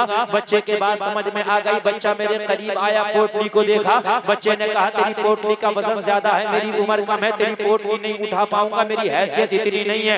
लोगों जरा गौर करना। कहने लगा मेरा दिल तो सख्त था, मैं तो बड़ा हार्ड दिल का आदमी था। मैंने बच्चे से कहा अगर तू नहीं उठा सकता तो जा, चला जा, मैं किसी नौजवान को तलाश कर लूंगा, वो मेरी मजदूरी कर लेगा। इतना कहना था, बच्चे की आंखों में आंसू आ गए, बच्चा रोने लगा। मैंने कहा रोता क्यों है? बच्चे ने जवाब दिया, रोने की वजह यह है सुबह से मजदूरी तलाश कर रहा हूँ, अभी तक मुझे कोई मजदूरी नहीं मिली है। मेरी माँ फाके से घर में मेरा इंतजार कर रही होगी, मेरा बेटा कुछ कमा के लाएगा तो घर में मेरा चूल्हा जलेगा। अगर मैंने तेरा ये काम भी छोड़ दिया तो हो सकता है कि शाम तक मुझे किसी की मजदूरी न मिले, शाम को खाली हाथ वापस जाना पड़े, मेरी माँ को फाके से सोना पड़े। मैं एक यतीम बच्चा, मेरे बाप का इंतकाल हो गया, मेरी माँ अमीरों के बर्तन साफ करती थी, उनके घर के झाड़ू पोंछे करती थी। मैंने आंख खोली, होश संभाला तो मुझे अच्छा न लगा। मैंने माँ से कहा माँ तेरा बेटा मजदूरी करके लाएगा, मेहनत करेगा, मगर तुझे अमीरों के टुकड़ों पे नहीं छोड़ेगा। मेरी माँ मेरा इंतजार कर रही होगी, मेरा बेटा कमा के लाएगा, मुझसे मना ना कर। अगरचे मेरी उम्र से वजन ज्यादा है, थोड़ी सी मुझे तकलीफ होगी, मगर अपनी माँ को फाके से नहीं सोने दूंगा। मेरे सर पर रखा ये पोटली, यार ये कैसा दीन का रंग चढ़ा है, माँ का कितना ख्याल है। आज तो कितने लोग ऐसे हैं कि अपने बूढ़े माँ बाप को अलग कर दिया, उनका महीना बांध दिया, छमाई बांध दी कि महीने में 1000 रुपए, छमाई में 6000 रुपए दे देंगे। मेरे भाइयों इनकी छमाई महीना बांधने से काम नहीं चलेगा। कभी कभी इनके पास में बैठ के इनसे प्यार से बात भी किया करो, तुम्हारे माँ बाप तुम्हारे प्यार के भूखे हैं। 1000 2000 देने से ये खुश नहीं होंगे, इनसे प्यार से बात भी कर लिया करो। कभी तुम घर से बाहर होते हो, घर पर बीवी बच्चों को फोन कर करके पूछते हो मैं ईद पे आऊंगा, मैं रबीउल अव्वल पे आऊंगा, मैं शबे बारात पे आऊंगा। अपनी बीवी से पूछता पता क्या लाऊं तेरे लिए, अपने बच्चों से पूछता पता क्या लाऊं तेरे लिए। कभी अपने बूढ़े माँ बाप से भी पूछ लिया करो मैं घर पे आने वाला हूँ, बता मेरी माँ, बता मेरे बाप, मैं तुम्हारे लिए क्या लाऊं।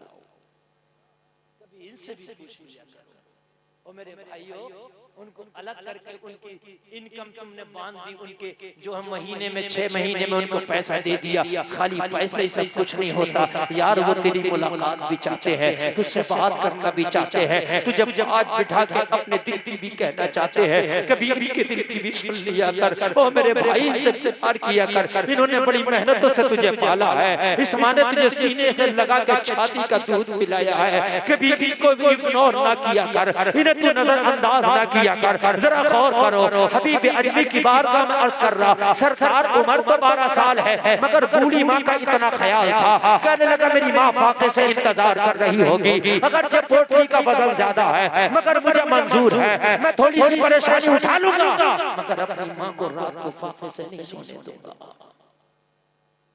कहने लगा मैंने पोटली बच्चे के सर पर उठवा कर रख दी, 12 साल का बच्चा कदम डगमगाने लगे, पोटली का वजन ज्यादा था।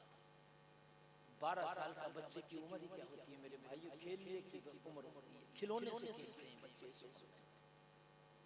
हमारे तुम्हारे बच्चे तो कार्टून देखते हैं सुमन में, हाय हाय 12 साल का बच्चा अपनी माँ का कितना ख्याल है, किसी अमीर के टुकड़ों पे तुझे नहीं रहने दूंगा। मेरी माँ तू अब किसी अमीर के घर के झाड़ू पोंछ नहीं करेगी, तेरा बेटा अगर 12 साल का सही मगर तेरे पेट के लायक जरूर कमा लाया करेगा। टांगे डगमगाने लगी, बच्चे की सांस फूल गई, बच्चे को पसीना आ गया। हबीब अजमी की बारगाह में अर्ज करता मैं तो जालिम था, मुझे तो कुछ परेशानी नहीं हुई बच्चे को देख के, मेरे दिल पे कुछ असर ही नहीं हुआ, बस मैं तो बार बार तकादा यही कर रहा था तेज चल जल्दी चल, मेरे घर पे बहुत से लोगों की दावत है, जल्दी से जाके ये मेरी बीवी खाना बनाएगी, बस मैं यही तकादा कर रहा था। बच्चे की सांस भर चुकी थी मगर मुझे रहम ना आया, बच्चा पसीने में नहा चुका था, मुझे तरस ना आया, बच्चे की कदम में लर्जा था, डगमगा रहे थे मगर मुझे जरा भी रहम ना आया, बच्चा चल रहा था, सांस फूट रही थी। अल्लाह अल्लाह जरा गौर करना, कहने लगा बच्चा एक बस्ती से गुजरा, दोपहर का वक्त हो गया था, मुस्लिम बस्ती थी, मस्जिद में कोई मुअज्जिन जोहर की अजान पढ़ रहा था, बच्चे के कान में जब अजान की आवाज आई बच्चे ने पोटली जमीन पर रख दी। मैंने कहा बेटा क्या थक गए हो, क्या थकने की वजह से पोटली जमीन पर रख दी है, बेटा क्या सांस फूल गया है, क्या सांस फूलने की गरज से तुमने पोटली जमीन पर रख दी है। बच्चे ने जवाब दिया ओ मेरे आज के मालिक, मैंने थकने की वजह से नहीं, सांस फूलने की वजह से नहीं, आराम लेने की वजह से नहीं, कहा फिर पोटली जमीन पे क्यों रख दी है। बच्चे ने लरजते हुए लहजे में जवाब दिया अरे क्या सुनता नहीं है, मस्जिद में जोहर की अजान हो रही है, मेरे खुदा का बुलावा आ गया है, अरे पहले जोहर की नमाज पढ़ूंगा बाद में तेरा काम करूंगा। कैसा रंग था दीन का चढ़ा हुआ। आज हमारी तो अपनी दुकानें हैं, अपनी दुकान बंद करने हम तैयार नहीं है नमाज के लिए। आज हमारे अपने कारोबार है, अपना कारोबार बंद करने तैयार नहीं है हम नमाज के लिए। हम कहते हमें टाइम नहीं। ओ सिरोली के जलसे में आने वालों 12 साल का यतीम बच्चा है, घर में फाके की नौबत है, लेकिन किसी का मजदूर होके भी कह रहा है पहले नमाज पढ़ूंगा बाद में तेरा काम करूंगा। लोगों जरा गौर करो, जरा गौर करो, अल्लाह ने हमें सब कुछ अता किया है फिर भी नमाज पढ़ने हम तैयार नहीं है। कहने लगा हबीब अजमी की बारगाह में सरकार जब मैंने बच्चे की याद देखी मेरे दिल में गुनाहों का अंधेरा था, गुनाहों की वजह से मेरा दिल काला हो गया था, मगर बच्चे का ये जुमला सुना तो मेरा दिल रोशन होने लगा। बच्चे का रंग चढ़ने लगा, बच्चे का रंग चढ़ने लगा मेरे ऊपर, मेरे दिल में रहम आया, मगर ये जुमला सुन के मैं हक्का बक्का रह गया, मैं बोल न सका। 12 साल का बच्चा और इसकी ये बच्चे ने सोचा ये जालिम है, मुझे नमाज की इजाजत नहीं देगा, ये तो बेनमाजी है, मुझे नमाज की इजाजत नहीं देगा, ये तो शराबी है, मुझे नमाज की इजाजत नहीं देगा, ये तो गुनहगार खताकार है, मुझे नमाज की इजाजत नहीं देगा। बच्चे ने जो जवाब दिया था लोगों दिल तड़प जाएगा। हबीब अजमी की बारगाह में अर्ज करता सरकार जब दोबारा से बच्चा बोला नन्ही सी जबान से मासूमाना अंदाज में, बच्चे ने कहा तूने 3 दिनार की मजदूरी मेरी तुझसे तय हुई है, मुझे 1 दिनार मजदूरी कम दे देना मगर नमाज की इजाजत दे दे। एक दिनार मजदूरी कम दे देना मगर नमाज की इजाजत दे दे। हाय हाय कहने लगा बच्चे ने जब ये जुमला बोला तो मेरे दिल का एक और बल्ब जल चुका था, और चिराग रोशन हो गया था मेरे दिल का। आप तो कहते हो कि पूरी दुनिया मुखालफत कर रही है, तू नेक तो बन, दुनिया मुखालफत नहीं करेगी तेरे पीछे पीछे। कर आज भी हो इब्राहिम सा ईमान पैदा, आप कर सकती है अंदाज़े गुलिस्तान। खुदी को कर बुलंद इतना कि हर तकदीर से पहले खुदा बंदे से खुद पूछे बता तेरी रजा क्या। कहने लगा बच्चे ने कहा एक दिनार कम दे देना मगर मुझे नमाज की इजाजत दे दे। कहने लगा मैंने बच्चे से पूछा बेटा एक बात तो बता, जब तू घर पे जाएगा एक दिनार कम होगा, तेरी माँ तुझसे हिसाब लेके पूछेगी बेटे लाल ये तो बता ये एक दिनार कहाँ खर्च करके आया है, तेरी माँ हिसाब लेगी तो हिसाब कहाँ से देगा। बच्चे ने जवाब दिया मेरी माँ शाम को हिसाब तो लेगी मगर पैसे का हिसाब बाद में लेती है। मेरी माँ एक हिसाब और लेती है, जब शाम को मजदूरी करके जाता हूँ और अपनी माँ को मजदूरी का पैसा देता हूँ तो मेरी माँ मजदूरी का पैसा बाद में हाथ में थामती है, पहले मुझसे हिसाब लेती है मेरे लाल बता जोहर कहाँ पढ़ के आया है, असर कहाँ पढ़ के आया है, मगरिब कहाँ पढ़ के आया है, इशा कहाँ पढ़ के आया है। मेरी माँ पूरे दिन की नमाजों का हिसाब लेती है, अगर मेरी कोई नमाज छूट जाए तो मेरी माँ मेरी मजदूरी का पैसा कबूल नहीं करती। मेरी माँ कहती है जो पैसा नमाज छोड़ के कमाया गया हो उस पैसे को मैं खर्चे में नहीं लाऊंगी, मैं फाके से तो सो जाऊंगी मगर जो पैसा नमाज छोड़ के कमाया गया है उसे खर्चे में नहीं।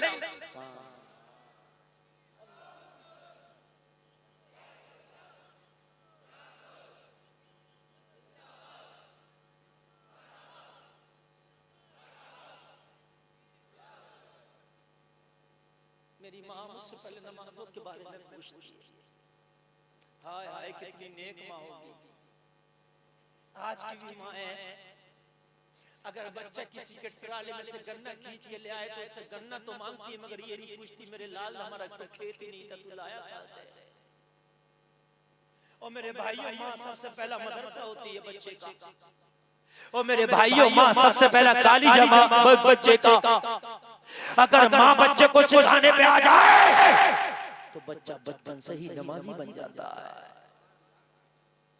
कहने लगा मेरी माँ पहले नमाज के बारे में पूछती है, मेरी माँ ने मुझे हिदायत दी है बेटा चाहे थोड़ा सा कम कमा के ले आना मगर मेरे लाल किसी टाइम की नमाज ना छोड़ना। अगर बेटा तू थोड़ा कमा के लाएगा और नमाज नहीं छोड़ेगा तो अल्लाह थोड़े में बरकत फरमा देगा। हबीब अजमी की बारगाह में अर्ज करता बच्चे ने जब इतना कहा तो मेरे दिल की दुनिया और रोशन हो गई थी, मेरे दिल में और मोहब्बत के चिराग जलने लगे थे। अब तो बच्चा बड़ा अच्छा लगने लगा था, अब तो दिल चाह रहा था कि बच्चे के हाथों को बोसा दे दूं, अब तो दिल चाह रहा था बच्चे की पेशानी को बोसा दे दूं, अब तो दिल चाह रहा था बच्चे को अपना पीर बना लूं, मैं इसका मुरीद हो जाऊं। जरा मोहब्बत से सुनिए, सुन रहे हैं ना मोहब्बत से मेरे भाई। देखिए बड़े दिल से मैं तकरीर कर रहा हूं। इस वक्त तकरीर करना बड़ा मुश्किल होता है, इसी का टाइम भी ज्यादा हो गया। जो पढ़ने वाले थे सब पढ़ पढ़ के जा चुके, स्टेज खाली मेरे हवाले बस मैं हूं और आप समझ रहे हैं। हाँ कमेटी वाले भी इस वक्त खूब फरमाइश करते हैं, ये भी होना चाहिए वो भी होना चाहिए, ये ना हो जा वो ना। अब ना फरमाइश है और ना फरमाइश है, समझ रहे हैं। अब तो हम ही तो और जरा सी तकरीर फिलोप हो जाए तो कहते हैं मजा नहीं आया आज मुफ्ती गुलफाम पता नहीं कैसा बोल बोला। बस मोहब्बत से सुनिए, आप जरा उठा बैठी न करें, अगर आप सुनेंगे तो मैं सुनाता रहूंगा और अगर आप नहीं सुनेंगे तो फिर मैं नहीं सुनाऊंगा। मेरी तकरीर 1 घंटे से ज्यादा हो चुकी है, आप मोहब्बत से सुनेंगे तो मैं बढ़ा रहा हूं। हाय हाय जरा गौर कीजिए। कहने लगा बच्चे से इतना प्यार सा हो गया था, इसकी बातें सुन के बच्चे की बातों ने मेरे कट्टर दिल को मोम बना दिया। कट्टर दिल को मोम बना दिया। अल्लाह अल्लाह जरा गौर करना। कहने लगा जब मैंने बच्चे के ये जुमले सुने तो मैंने कहा बेटा अरे तेरी बातों ने मेरा तो दिल जीत लिया है, जा नमाज पढ़ ले, 1 दिनार मजदूरी भी पूरी दे दूंगा। नमाज था बेनमाजी मगर बच्चे को देख के नमाज की अहमियत समझ में कहने लगा बच्चा नमाज पढ़ने के लिए गया। बच्चा जैसे मस्जिद में पहुंचा, बच्चा नमाज पढ़ने लगा। मैं पोटली के पास खड़ा अपने बच्चे का इंतजार कर रहा था। मस्जिद से जो सबसे पहला नमाजी निकला वो मेरा मजदूर बच्चा ही था। मैंने देखा कि बच्चा सबसे पहले निकल के आया। मैंने पूछा बेटा इतनी जल्दी कैसे आ गए? बच्चे ने जवाब दिया फर्ज नमाज जमात के साथ पढ़ा है, सुन्नत नफल अभी छोड़ दिया है। तेरा मजदूर भी तो हूँ, पहले तेरी पोटली घर पे पहुंचाऊंगा, बची हुई नमाज घर पे जाके पढ़ूंगा। मसला है कि सुन्नत और नफल घर पढ़ा जा सकता है। कहने लगा तेरा मजदूर भी तो हूँ, अगर तेरे काम में ज्यादा देर हो गई, तुझे तकलीफ हो गई तो मेरी रोजी जो हराम हो जाएगी। मुझे रोजी भी हलाल रखना है, तुझे भी तकलीफ नहीं देना है, नमाज पढ़ना है मगर तेरा दिल नहीं दुखाना है। मैं इसलिए फर्ज नमाज जमात के साथ पढ़ के आ गया हूँ, सुन्नत और नफल बाकी है, मैं घर पे जाके पढ़ लूंगा। अब तो हबीब अजमी की बारगाह में यह करता सरकार उस बच्चा क्या था। अब तो बच्चा मुझे बड़ा प्यारा लग रहा था। अब बच्चे ने पोटली उठाई, बच्चा चलता बना। पोटली बच्चे के सर पे थी मगर वजन मुझे लग रहा था, इसलिए कि बच्चे से प्यार हो गया था। मैं बच्चे के आगे आगे चल रहा था, बच्चे के कभी पीछे पीछे चल रहा था, कभी बच्चे के दाएं बाएं चल रहा था। मुझसे रहा न गया। मैंने कहा बेटा ये पोटली उठा के थोड़ी देर के लिए मेरे सर पर रखा दो, तुम्हें आराम मिल जाएगा, तुम्हें तुम्हारी पूरी मजदूरी दे दी जाएगी। मैंने इतना बच्चे से कहा तो बच्चे ने जवाब दिया जब मजदूरी पूरी लेंगे तो काम भी हम ही पूरा करेंगे। मेरी माँ ने समझा के भेजा है बेटा जितना करना उतना ही लेना, जो ना करना उसको ना लेना। जो ना करना उसका ना लेना, जो करना उसी का लेना। मेरी माँ ने मुझे समझा के भेजा है। यार माँ अगर चाहे तो बच्चे को वली बना यार, बोलो ना सुभान अल्लाह। मगर आज के बच्चे क्यों नहीं बनते? आज का 5 साल का बच्चे गाली बकता क्योंकि माँ ने शुरू में ए फॉर एप्पल तो सिखाया मगर ए फॉर अल्लाह नहीं सिखाया, अलिफ से अल्लाह नहीं सिखाया, बा से बिस्मिल्लाह नहीं सिखाया, A for apple, B for ball सिखाया। और ज्यादा कुछ किया था बच्चा परेशान कर रहा तो मोबाइल में कार्टून निकाल के दे दिया, छोटा भीम बड़ा भीम, यही चल रहा है। मैं हकीकत हंसने की नहीं बात है, हकीकत बात है मेरे भाई, इसमें हंसने की कोई जॉब नहीं है। ये बच्चा कार्टून देख रहा है मोबाइल में, ये बड़ा हो के मेरे भाइयों क्या दीन सीखेगा? कल की माएं अपने बच्चों को परवरिश करती थी, गोद में बिठा कर छाती से लगाकर दूध पिलाती थी। कोई कुरान पढ़ रही है बच्चा दूध पी रहा, कोई माँ नबी का दुरूद पढ़ रही है बच्चा दूध पी रहा, किसी का दूध पी रहा तो माँ पढ़ रही है तुम सो जाओ या मुस्तफा कहते कहते खुले आँख सल्ले अला कहते कहते। माँ का बड़ा है, इसलिए बच्चियों को भी जहाँ तक हो सके दीन तालीम सिखाओ। अगर तुम्हारी बच्चियां दीन सीख जाएंगी तो तुम्हारी नस्लों तक दीन पहुंच जाएगा, नस्लों तक दीन पहुंच जाएगा।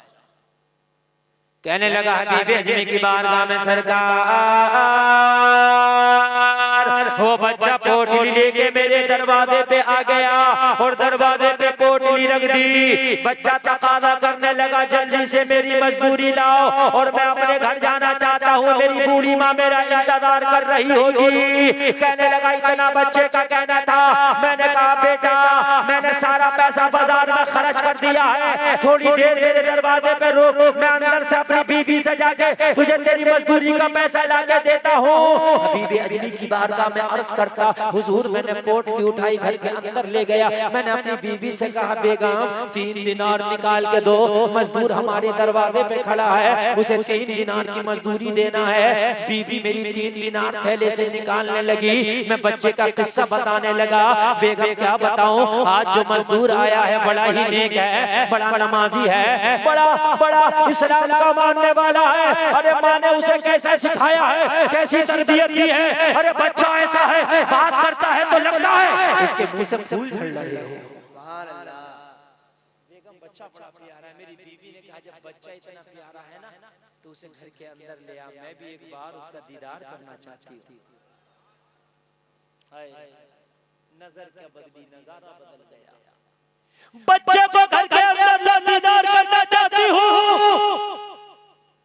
कहने लगा मैं भी चाहता था कि बच्चा मेरे घर आ जाए, कदम रख दे ताकि मेरे घर में बरकत हो जाए।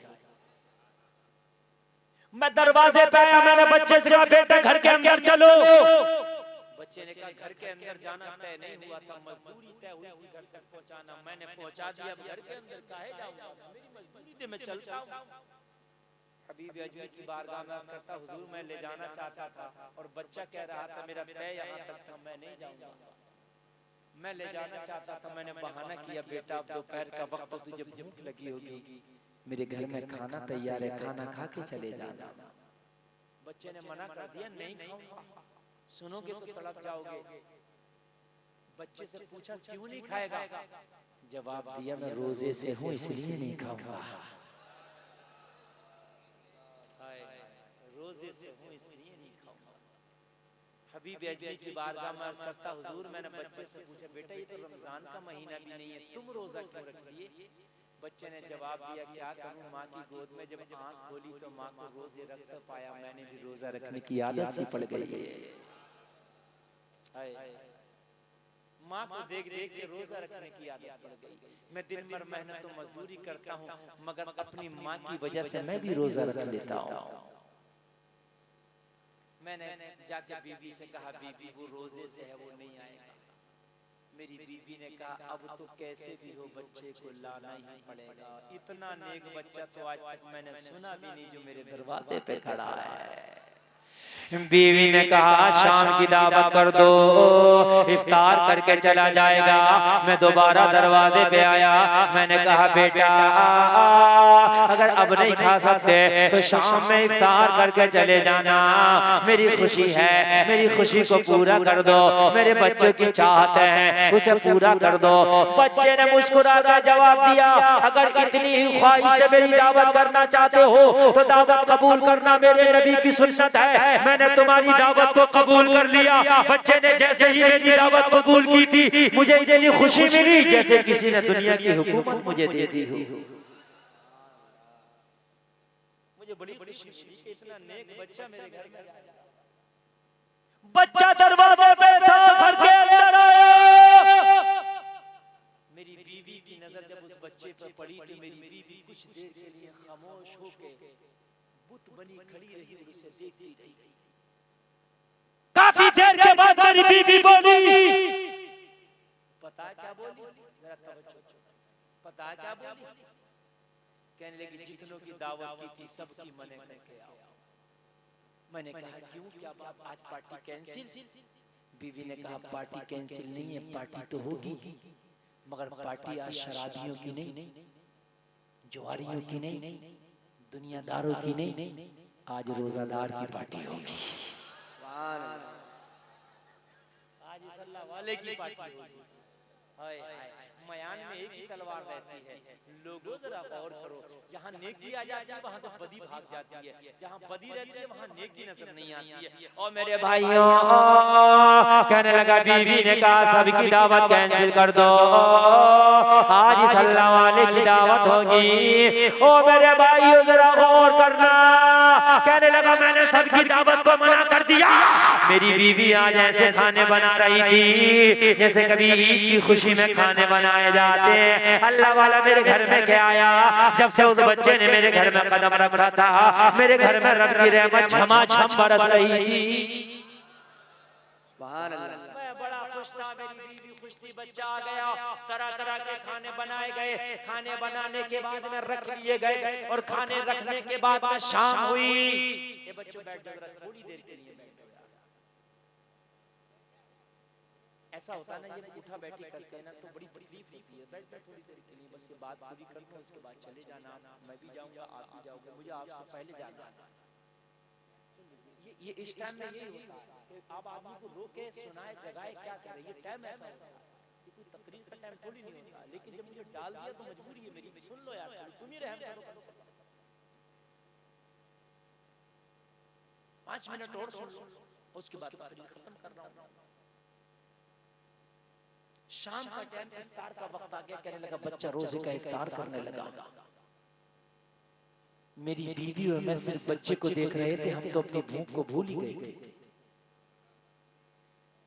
बच्चे ने रोजे का इफ्तार करके मगरिब की नमाज पढ़ने लग गया। मेरी बीवी ने इशारा करके बोला इसे आज रात और रोक ले। जब से ये घर में आया मेरे घर में रहमत बरस रही है। सुभान अल्लाह, बड़ा अच्छा लग रहा मेरे घर में, इसे रात और रोक ले। मैंने जब बच्चा नमाज पढ़ के निपटा, मैंने बच्चे से कहा बेटा रात हो गई, घर दूर है, खतरे का रास्ता है, तुम सुबह को फजर पढ़ के चले जाना। बच्चे ने मेरी ये बात भी मंजूर कर ली। बच्चा रुक गया और बच्चा मेहमान रूम में चला गया। ईशा का वक्त था, वो ईशा पढ़ने लग गया। मेरी बीवी को खाने की याद आई। मेरी बीवी ने तो खाना ही नहीं खाया था खुशी में, और मैंने भी नहीं खाया था। मेरी बीवी बोली जरा खाना खा लो। मुझे किसी की याद आई खाना सुन के। जरा गौर से सुनना ये 5 मिनट के जुमले। किसी की याद आई मुझे ये खाना सुन के। बीवी ने भी नहीं खाया था, मैंने भी नहीं खाया था, मेहमान को खिला दिया था। मेरी एक जवान बेटी थी, अर्ज करता हबीब अजमी की बारगाह में हुजूर, वो पैरों से विकलांग थी, हाथों से विकलांग थी, ना उठ सकती थी, ना बैठ सकती थी, ना खा सकती थी, ना चल सकती थी, कमरे में पड़ी रहती थी। मुझे याद आई, मैंने कहा बीवी से बेगम बेटी को खाना रोजाना तुम या मैं खिलाते थे, आज मेहमान के चक्कर में बेटी को भूल गए, फाके से इंतजार कर रही होगी, जल्दी से खाना निकाल के दो, मैं बेटी को पहले खाना खिला के आता हूँ। मैंने खाना निकलवाया। मैं जब बेटी के रूम में गया, बेटी ने कहा बाप क्या आज अपनी बेटी को भूल गया था, मैं फाके से इंतजार कर रही थी, आज इतनी देर कैसे हो गई। मैंने बेटी को जवाब दिया क्या बताऊं बेटी, आज मेहमान ऐसे आया था कि मेहमान की वजह से मैं तुम्हें भूल गया था। बेटी ने कही बाप क्या कोई ऐसा मेहमान था कि जिसकी वजह से अपनी बेटी को भूल गए। कहने लगा मैंने बेटी से जवाब दिया बेटी अरे मेहमान ऐसा था, तू मैं अपने आप को भूल गया था। अब तक मैंने नहीं खाना खाया, मैं खुद को भूल गया। तो बेटी ने कहा मेहमान कैसा था। कहने लगा मैं बताने लगा।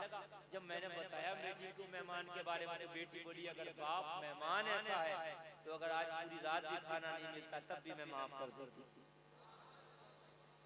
इतना नेक मेहमान आया। मैं चल तो नहीं सकती, मैं उठ नहीं सकती, मगर मुझे यही खुशी है कि मेरे घर में तो आया। मुझे यही खुशी है कि मेरे घर में तो आया। बस यही बहुत है। जरा गौर से सुनना।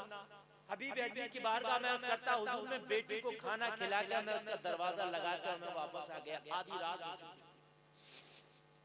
मेहमान अपने कमरे में था, मेरी बेटी अपने कमरे में सो रही थी, मैं अपने कमरे में सो रहा था, पूरा बगदाद सो रहा था, सन्नाटा छाया था। आधी रात का आलम में गहरी नींद में था।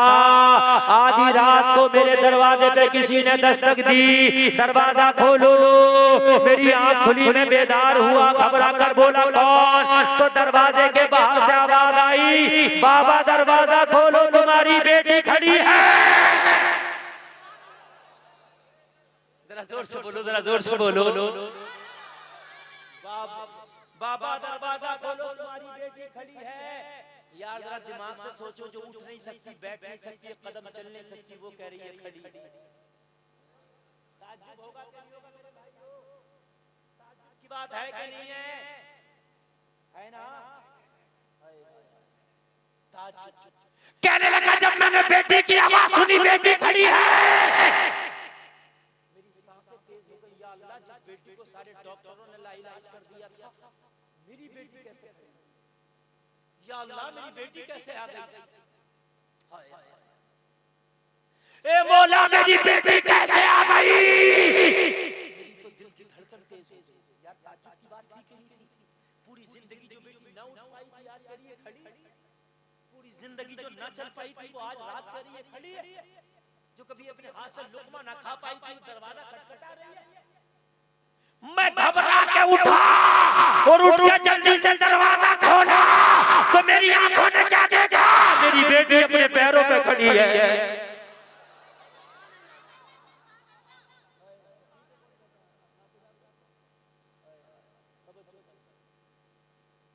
अब मुझे ये देखना पड़ रहा है, ये दो चार लोग बैठे हैं, अल्लाह इन्हें सलामत रखे, और ये भी चले जाएं तो मेरे को क्या करना? बात है कि मैं क्या कर लूं? ये बैठे, अल्लाह इन्हें सलामत रखे। बस सुन लें बात, और 1:45 बजे जा रहा, बस मैं बात पूरी कर दूं। आपको अच्छा लग रहा है? आपने बहुत सुना, बहुत अच्छा सुना। अल्लाह आप लोगों को सलामत, आप लोगों को अल्लाह सलामत। मैं चाहता था कि एक कलाम अपनी तकरीर के बाद पढ़वाऊं, मगर तो कलाम वाला ही नहीं। पहले तो फरमाइश भी थी, कलाम भी थे, सब कुछ था, कोई है ही नहीं। मगर आप हैं, अल्लाह आपको सलामत रखे। आपने बहुत जम के सुनिए, जरा सुनिए, 2 मिनट की तकरीर और सुनिए, मजा आ जाएगा, पूरी जिंदगी झूमोगे। जरा सुनिए, सुनिए। कहने लगा, जब मैंने बेटी को अपने पैरों पे देखा, मैंने कलेजे से लगा लिया, बेटी के पेशानी को बोसा दिया और पूछा, मेरी बेटी, दुनिया के डॉक्टरों ने इलाज कर दिया था, मगर आज अपने पैरों पे कैसे खड़ी है? तेरे हाथ सलामत है, पैर सलामत है, बेटी क्या हुआ? बेटी ने मुस्कुरा कर जवाब दिया, बाबा रात तुम खाना खिला रहे थे, हमारे घर में जो मेहमान है उसका किस्सा बता के गए थे, आप तो चले गए, मगर मुझे नींद नहीं आई, मैं तो करवट पे करवटें ले रही थी। बोला, मेरे घर में मेहमान कितना नेक आया है। जब आधी रात गुजरी, जमाने में सन्नाटा छा गया, तो मैंने रब की बारगाह में दुआ की, बोला मुझे दुनिया के हकीमों ने इलाज कर दिया है, लेकिन आज जो मेरे घर में मेहमान आया है बड़ा नेक है, अगर वाकई वो नेक है तो उसके सदक़े में मुझे शिफा दे दे। इतना कहना था, मेरे पैर अच्छे हो गए, मेरे हाथ अच्छे हो गए। बाप ने जब इतना सुना, झूमता जा रहा था, ऐलान करता जा रहा था, जब उनके गदा भर देते हैं शाहाने ज़माना की झोली, मोहताज का जब ये आलम है, मुख्तार का आलम क्या होगा? झूमता जा रहा था और ऐलान करता जा रहा था, निगाहे वली में वो तासीर देखी, बदलती हजारों की तकदीर।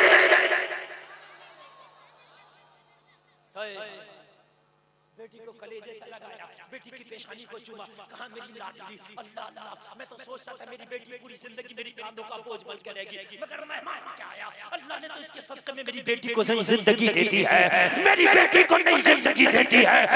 मेरी बेटी, मेरा हाथ पकड़ ले, चल मेहमान के कमरे में चल के कम से कम उसका शुक्रिया तो अदा कर दे। मेहमान, तेरी वजह से मेरी इतनी बड़ी प्रॉब्लम सॉल्व हो गई, मेरी बेटी को अल्लाह ने अच्छा कर दिया। मैं कहने लगा था, हबीब अजमी की बारगाह में अर्ज़ करता, सरकार बेटी का हाथ पकड़ के, बेटी का हाथ पकड़ के मैं मेहमान के कमरे में लेके गया। मैंने दरवाजा खोला, क्या देखा? मेहमान का बिस्तर खाली था, कमरे से मेहमान गायब था। मुझे हैरत हुई, मेरा मेहमान कहाँ गया? मैंने बिस्तर को गौर से देखा, बिस्तर पे कागज का टुकड़ा पड़ा था। मैंने कागज का टुकड़ा उठाया, उसे खोल के देखा तो उस पे लिखा था, हमने तुम्हारा घर छोड़ दिया है इसलिए कि हमारा राज खुल गया। अल्लाह वाले अपने आप को छिपाते हैं, दिखाते नहीं है। अल्लाह वाले अपने आप को छिपाते हैं। हमने तेरा घर छोड़ दिया इसलिए कि हमारा राज पता चल गया, करामत जाहिर हो गई, बेटी को अल्लाह ने शिफा दी। मगर कागज के पुर्जे पे नीचे लिखा था नोट।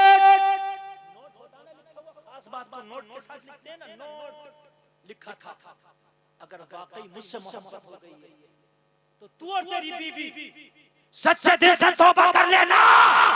दुनिया में ना मिला तो क्या हुआ, मैदान महशर में मुलाकात होगी। वादा करके जा रहा हूँ आज तेरे घर में, अगर दुनिया में कभी ना मिल पाया तो मेरी मोहब्बत में जिंदगी गुजार के जाना, मैदान महशर में मुलाकात करूंगा। और अगर जन्नत मिली तो रब से कह के तुझे भी जन्नत दिलाऊंगा। अल्लाह अल्लाह। और नीचे लिखा था, नीचे लिखा था, दुनिया के हराम काम छोड़ देना, चोरी डाका छोड़ देना, अगर कुछ चाहिए तो मेरे वसीले से दुआ करना, अल्लाह तुझे अता कर देगा।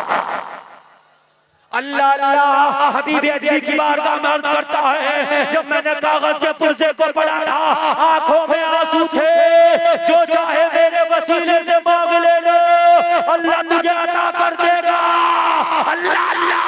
मांगा तो क्या मांगा, बेदम शाह फारसी की जबान में मांगा, झूमता जा रहा था और मांगता जा इतना तू करम करना ए नरगिस मस्ताना, जब जान लबों पर हो तुम सामने आ जाना। दुनिया में मुझे तुमने जब अपना बनाया है, महशर में भी कह देना ये है मेरा दीवाना।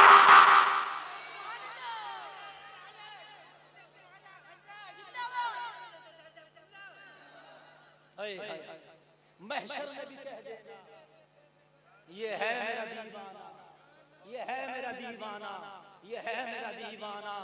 लोगों दोस्ती कुरान से करो, कुरान रब से मिला देगा। जिस दिन रोज दोस्ती रब से हो गई, खुदा के कदम तेरी किस्मत का सितारा जगमगाने। अल्लाह ताला कहने से ज्यादा हमें सुनने से ज्यादा अमल की तौफीक अता फरमाए। आमीन। कहने सुनने में कोई खता हो गई हो, मैं तौबा करता हूँ, मेरा मौला माफ फरमाए। आमीन। मैंने कुरान की जो सूरत पढ़ी थी, उठ के कोई नहीं जाएगा, 2 शेर तौफीक भाई के जरूर होंगे मेरी तकरीर के बाद। ना ना होंगे होंगे, मैं पढ़वाऊंगा। शायर लोग मानते नहीं, हम तो तकरीर के बाद पढ़वाएंगे। सब तवज्जो कीजिए, तवज्जो कीजिए मेरे भाई। अल्लाह ने फरमाया इंसान घाटे में, मगर वो लोग घाटे में नहीं जो ईमान लाए, जिन्होंने नेक अमल की, व तवासौ बिल हक और हक की तलकीन की, व तवासौ बिस सब्र और सब्र की तलकीन की, वो लोग घाटे में नहीं है। ईमान में पुख्तगी पैदा करो, अच्छे अमल करो, हक को पहचानो, हक अदा करो, सब्र से काम लो, इंशाअल्लाह घाटा नहीं रहेगा। मरोगे तो बदले में जन्नत मिलेगी।